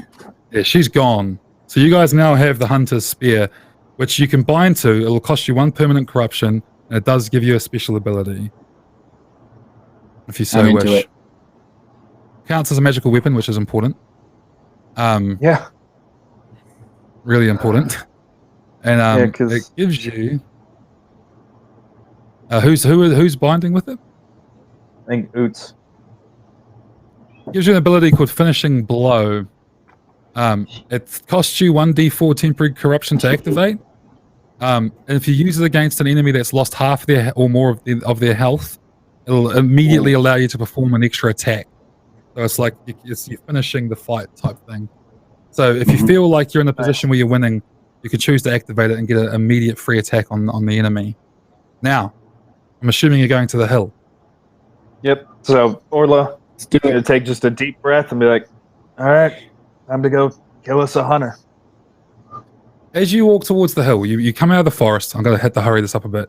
You come out of the forest, and ahead of you, you see the hill. And all over it is activity, a buzz of activity in one of the dig sites, where there's dozens of people just carting out dirt. As you do, all of you are suddenly struck with a vision as you see this, where all of the digs on the side of the hill erupt in fountains of blood that spray everywhere. This time, there is no answering cry of a beast, just the mountain, this fountain blood in all directions. You continue moving towards this crowd, because the only really way to get into a hill is to go through a hole that's been dug in it. And as you move towards it, you see your friends from earlier going, "Quick, lads, quick! Old Saltar, he's about to get in there, right? It's our time to go. Come get the treasure." And they're realizing that they're on the cusp of breaking in. How do you guys approach this?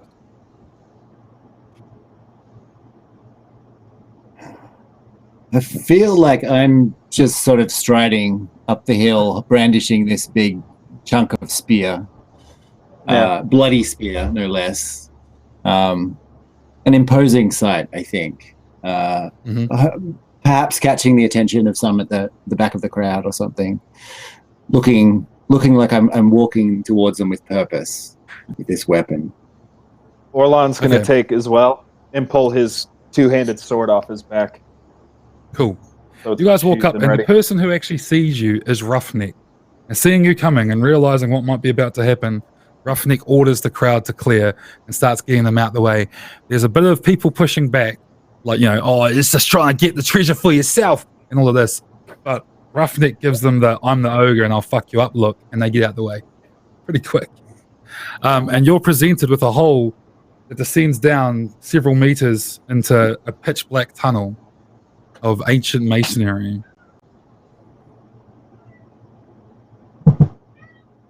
So Orlan will look to Roughneck and just simply, don't Don't let anybody come down there until we come out. And if it's not this that comes out, pray for mercy. Okay. You guys climb down. Who's going through first? I would assume either me or Utz. I will. I'm happy to. Yeah. Okay. And then guys I'll go trying to down. be- You trying to be stealthy here, or what is it? How are you approaching this scenario? I'm not trying to be stealthy. I'm not trying to be noisy. I'm just sort of walking with purpose, going as quickly, but not like rushing. Okay. As you do this, you sort of go to make your way in, and your desire to know the answer to your questions is the strongest it's ever been. And it's really in the back of your mind as you push through.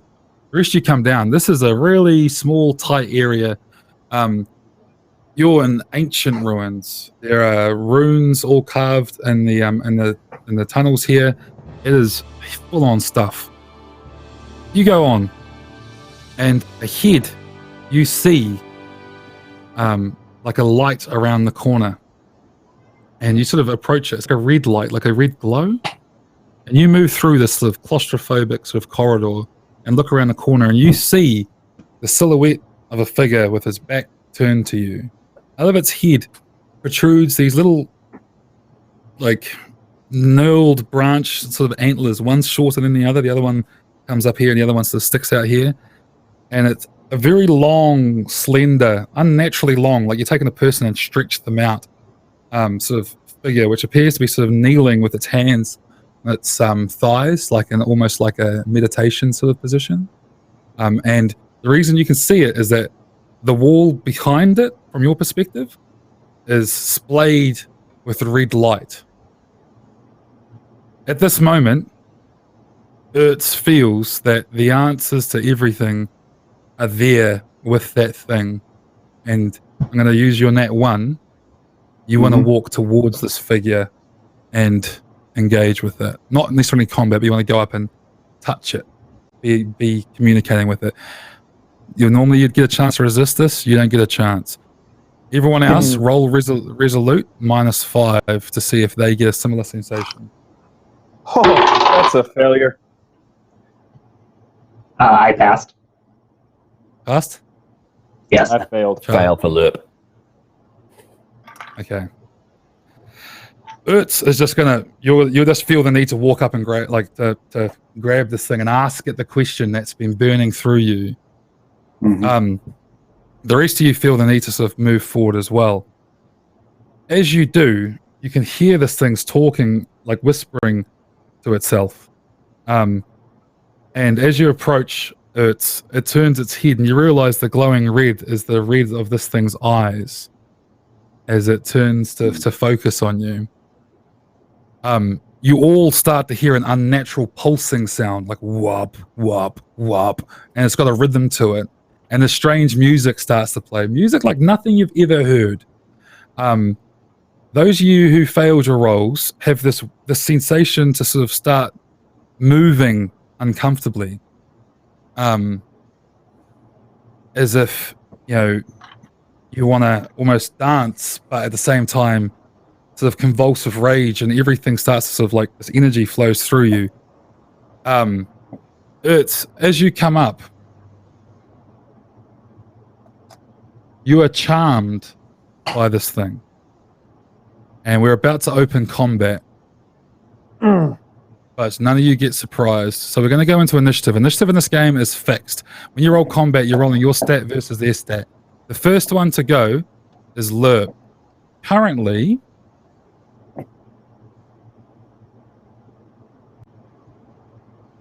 you are currently doing what's called the Dance of Death. Which Not menacing at all. means that it kind of has control over you. You can roll a resolute test to try and beat it. Because you're its enemy, you get to roll this twice. So it's at -5.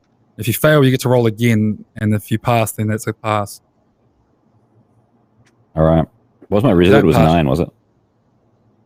Your resolute is hold on. It was 9. It's a 7, so it's a fail with -5. Okay, you get to roll again. You get to roll twice. It's a We lost 5, our but I music. think my resolute is 9. So. Okay. You're struggling with yourself. You're trying to not attack the people around you. You feel like you'll be able to push through this, but at the moment it's pretty full on. Next, Charlie, are you busy with Moldark? Are you, or are you available? No. No, can Okay. you give me a second? Can you just NPC for a second or something? All right. We'll say Fenya's back at the hole. She's lingering behind you guys. So's the Sal. It's now the hunter's turn. The hunter has Urt's charm. It stands up, and reaches for you, and pulls you in, and it starts slurping blood from you. Right? You take 2 toughness worth of damage as it absorbs your life force, which sort of just comes out of your pores and starts going into this figure. You're not charmed in that you can't act, but you're like, you're sort of, for a moment, you don't resist as it pulls your essence from you. Mm-hmm. That is its turn. So next in the order is Oots. Oots, what do you do? Right. So I still have freedom to act, or Yeah. Like it's charming you in such a way that you can't resist giving your essence to it. Like your body is sort of freely giving your life force, but it's not you're still free to sort of act. You just can't help but give up your essence. Okay. So I mean, it's pulling me right in. It's sort of hugging me close.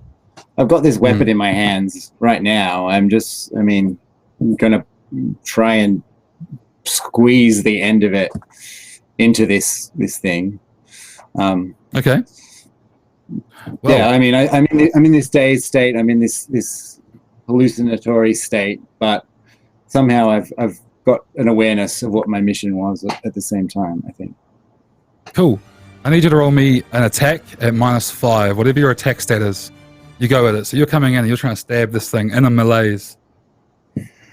So my attack stat, would that be accurate? Is that... It's normally accurate unless you have an ability that says otherwise. I think in your case it's actually strong. Let me double I check. know for me, it's persuasive. I think for him it is strong, isn't it? I can't see an ability that says that. No. Yours is accurate. Yeah. Yeah. Okay. Okay. No, I do not hit. You know, hit. Yeah, you try, but it's you're fighting against this thing. Behind you, I need a resolute test, please, from Orlan. That's 5, and with a -5, I pass. You pass. You're back. The music no longer affects you. All around you, whop, whop, whop. You see this thing sucking blood out of your ally. What do you do, man? Your Okay, turn. so am I able to get close, like in combat range with it from where I'm at? And if you do get into combat, it's counted as flanking, so you get advantage on your attack. Yep, that's the plan. Cool. So also, as he's moving up to it, he's going to call out to the group, snap out of it, fight it, and come help us. Basically, using the leader ability that I have. Mm-hmm. Yep. So now, if anyone actually hits him, they get an extra 1d4 damage on him. Oof. Yep. So, okay. So with the flanking, what is it? Is it a -3 for him? You get a +2 to your attack. Okay. +2 plus. All right.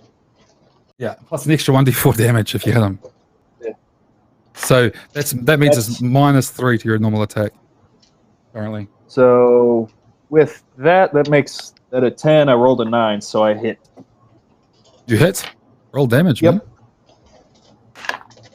That's a 12 on the d12 for my sword, You get +d4 And- for the flanking.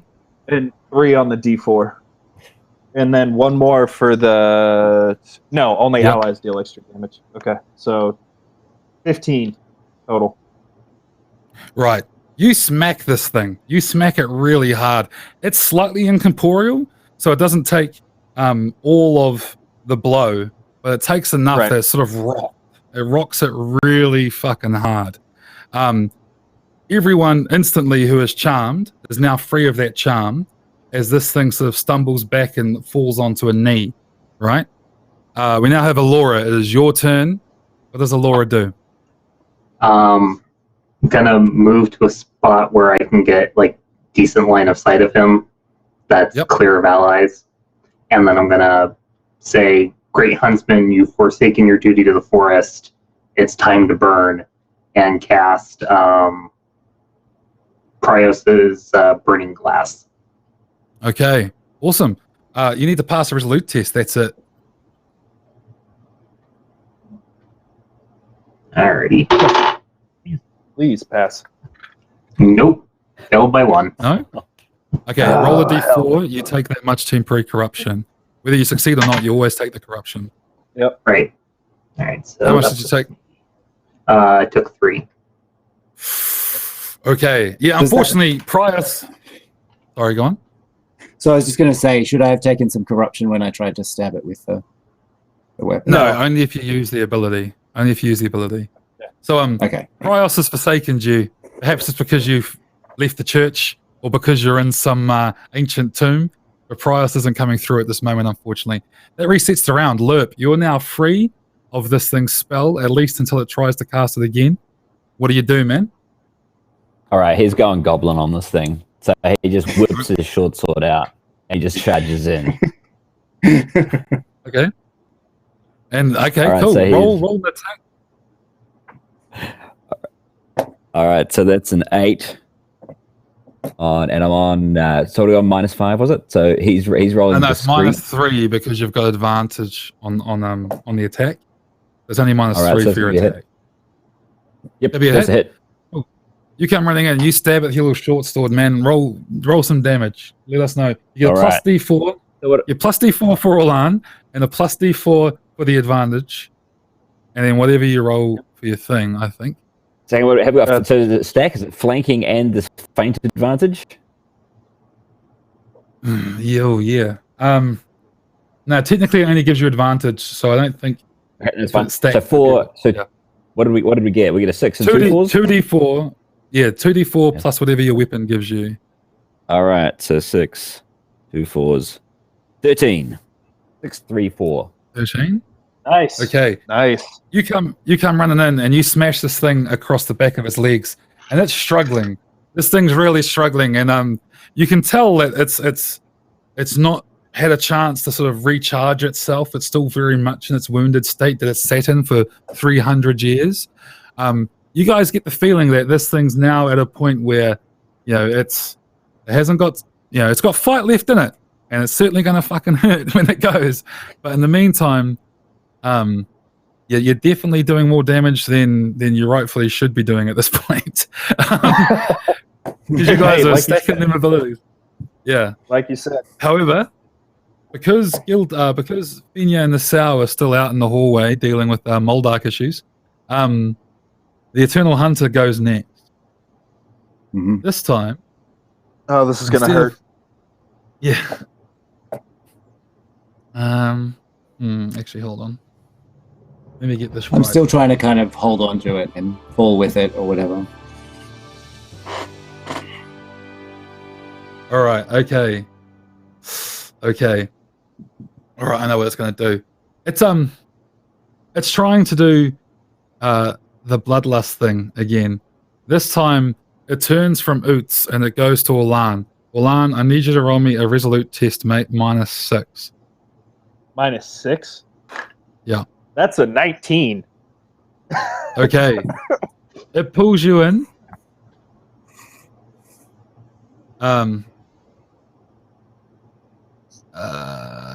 Okay. And it sucks out. Hold on, let me get the damage for this right. It sucks out a couple of points of damage. Not much. You've taken 2 points of damage, and you can see this is revitalizing it as it does this. So it's drawing this energy into it, and it is rearing up and getting a bit more sort of health and energy into it. Next, we have Oots. Oots, what do you do? Yeah, look, I'm still right in there. Is Orlan in the mix as well now? We're all kind of squeezed together. All in there, so you get +2 at your attack. You've got this thing ganged up on. Yeah. Okay, I'm just going to be just frantically like stabbing, not paying too much attention to who's being stabbed or, or whose blood is all over me. -3 to hit, mate, but roll to go. Yeah, right. Natural 20. Oh, shit. Luckily for you, we're not using the optional rules for critical fail. Otherwise, you'd have stabbed one of your mates. Thank God. So, I did Orlan, say. it is your turn. Orlan, is your turn.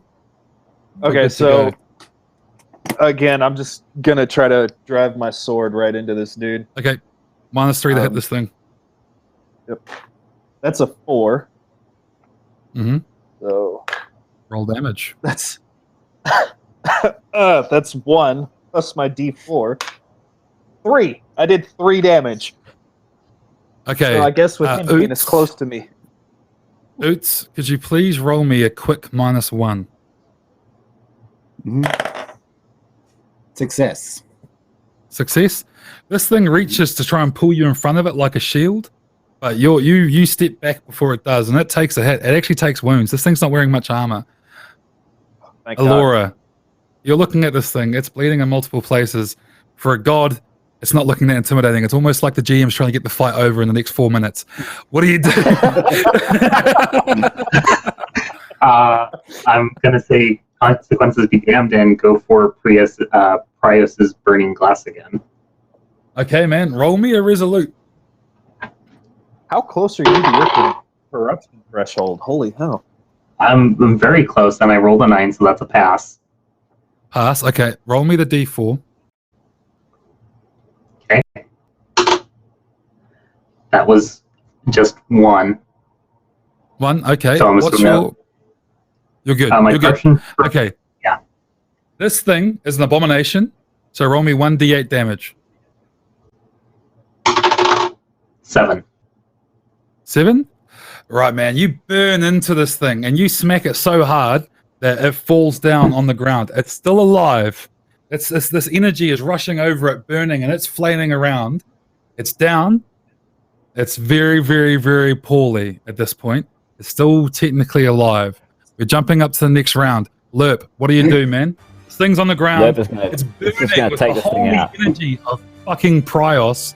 When you attack it, because it's on the ground, yeah, there's advantage and all that sort of shit. So, yeah, just go, man. He's going all in with the short sword.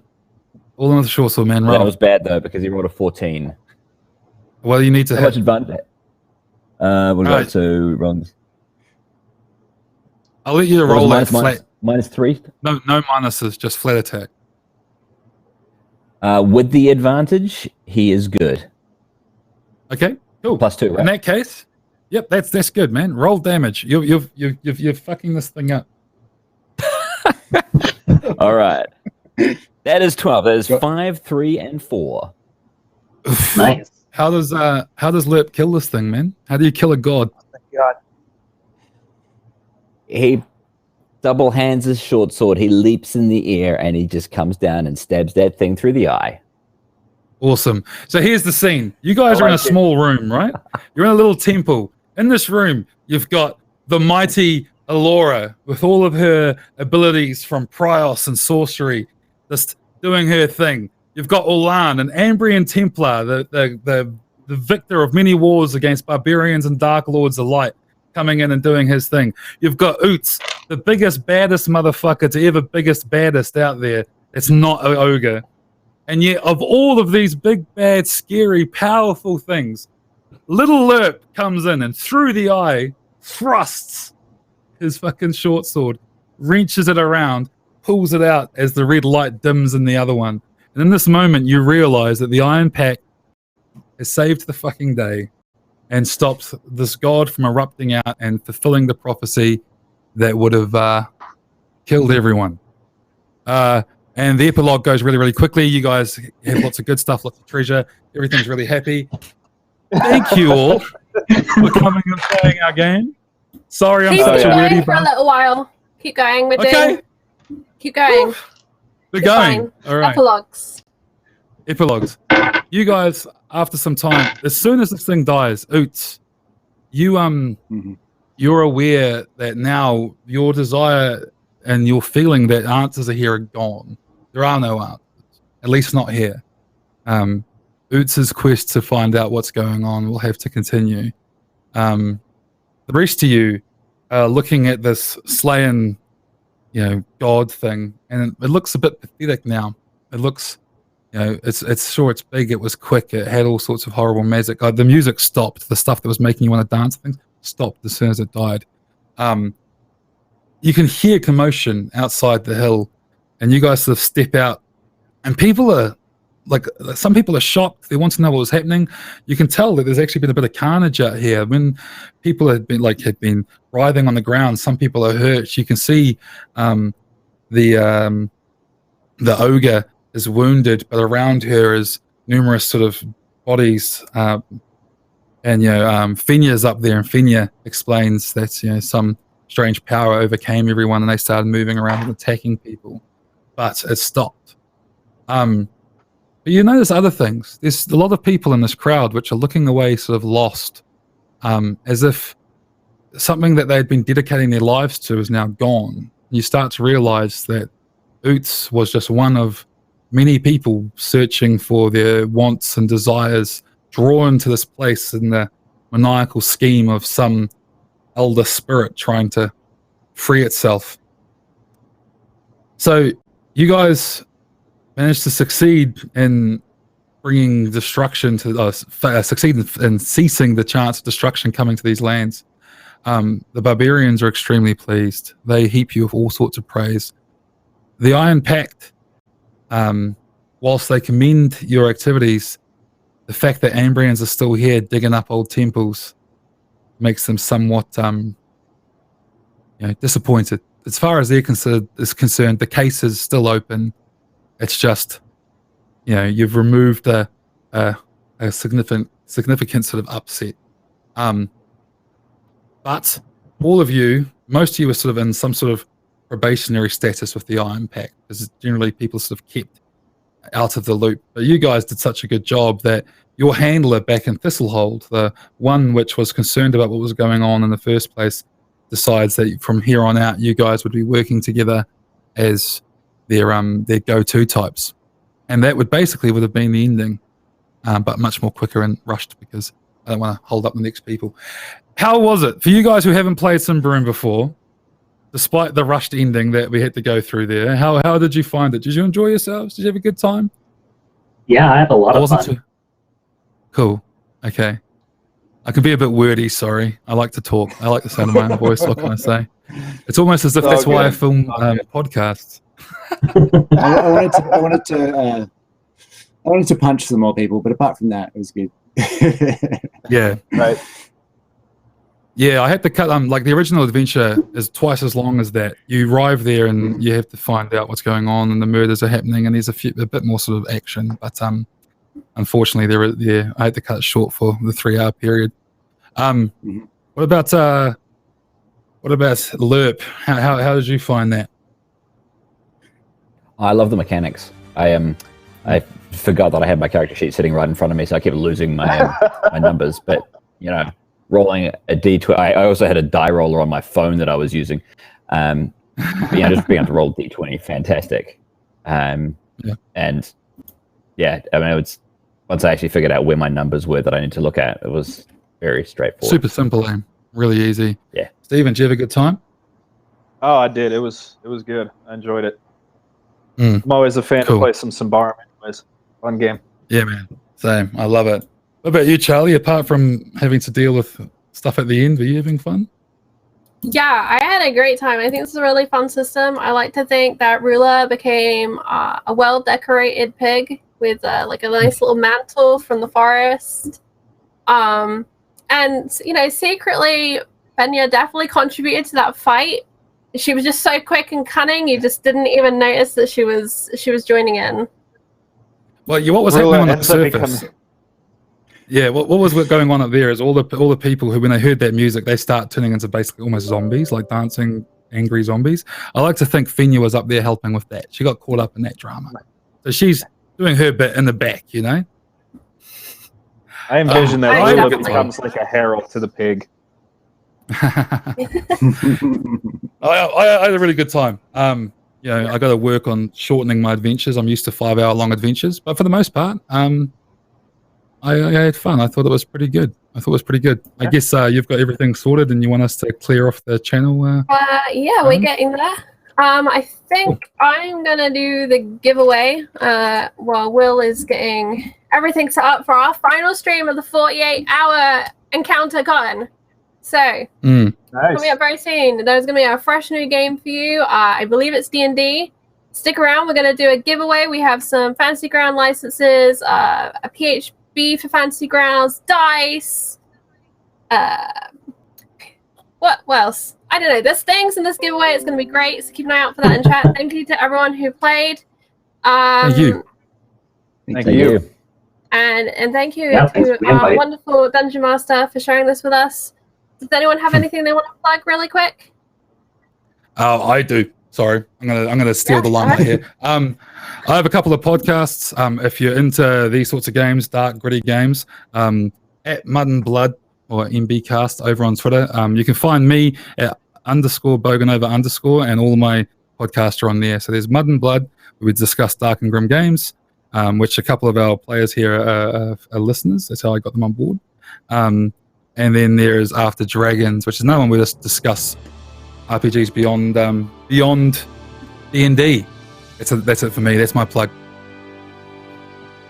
Perfect. Anyone else?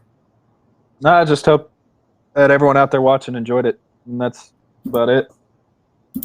Awesome. That was fantastic narration, man. I probably could have just sat there and listened all night. Gotta keep it to the podcast format. Great. Well, as these subs are arriving in, I think people really want Will to get this live haircut. Goodbye to the cast. Goodbye chat from me for EncounterCon, but don't forget, right after even EncounterCon's done, there's going to be more because we've got season 3 starting. Awesome. Thanks, guys. Thanks, Take it everyone. easy. See you. So, Yeah. bye. Bye. Soon as Will's ready.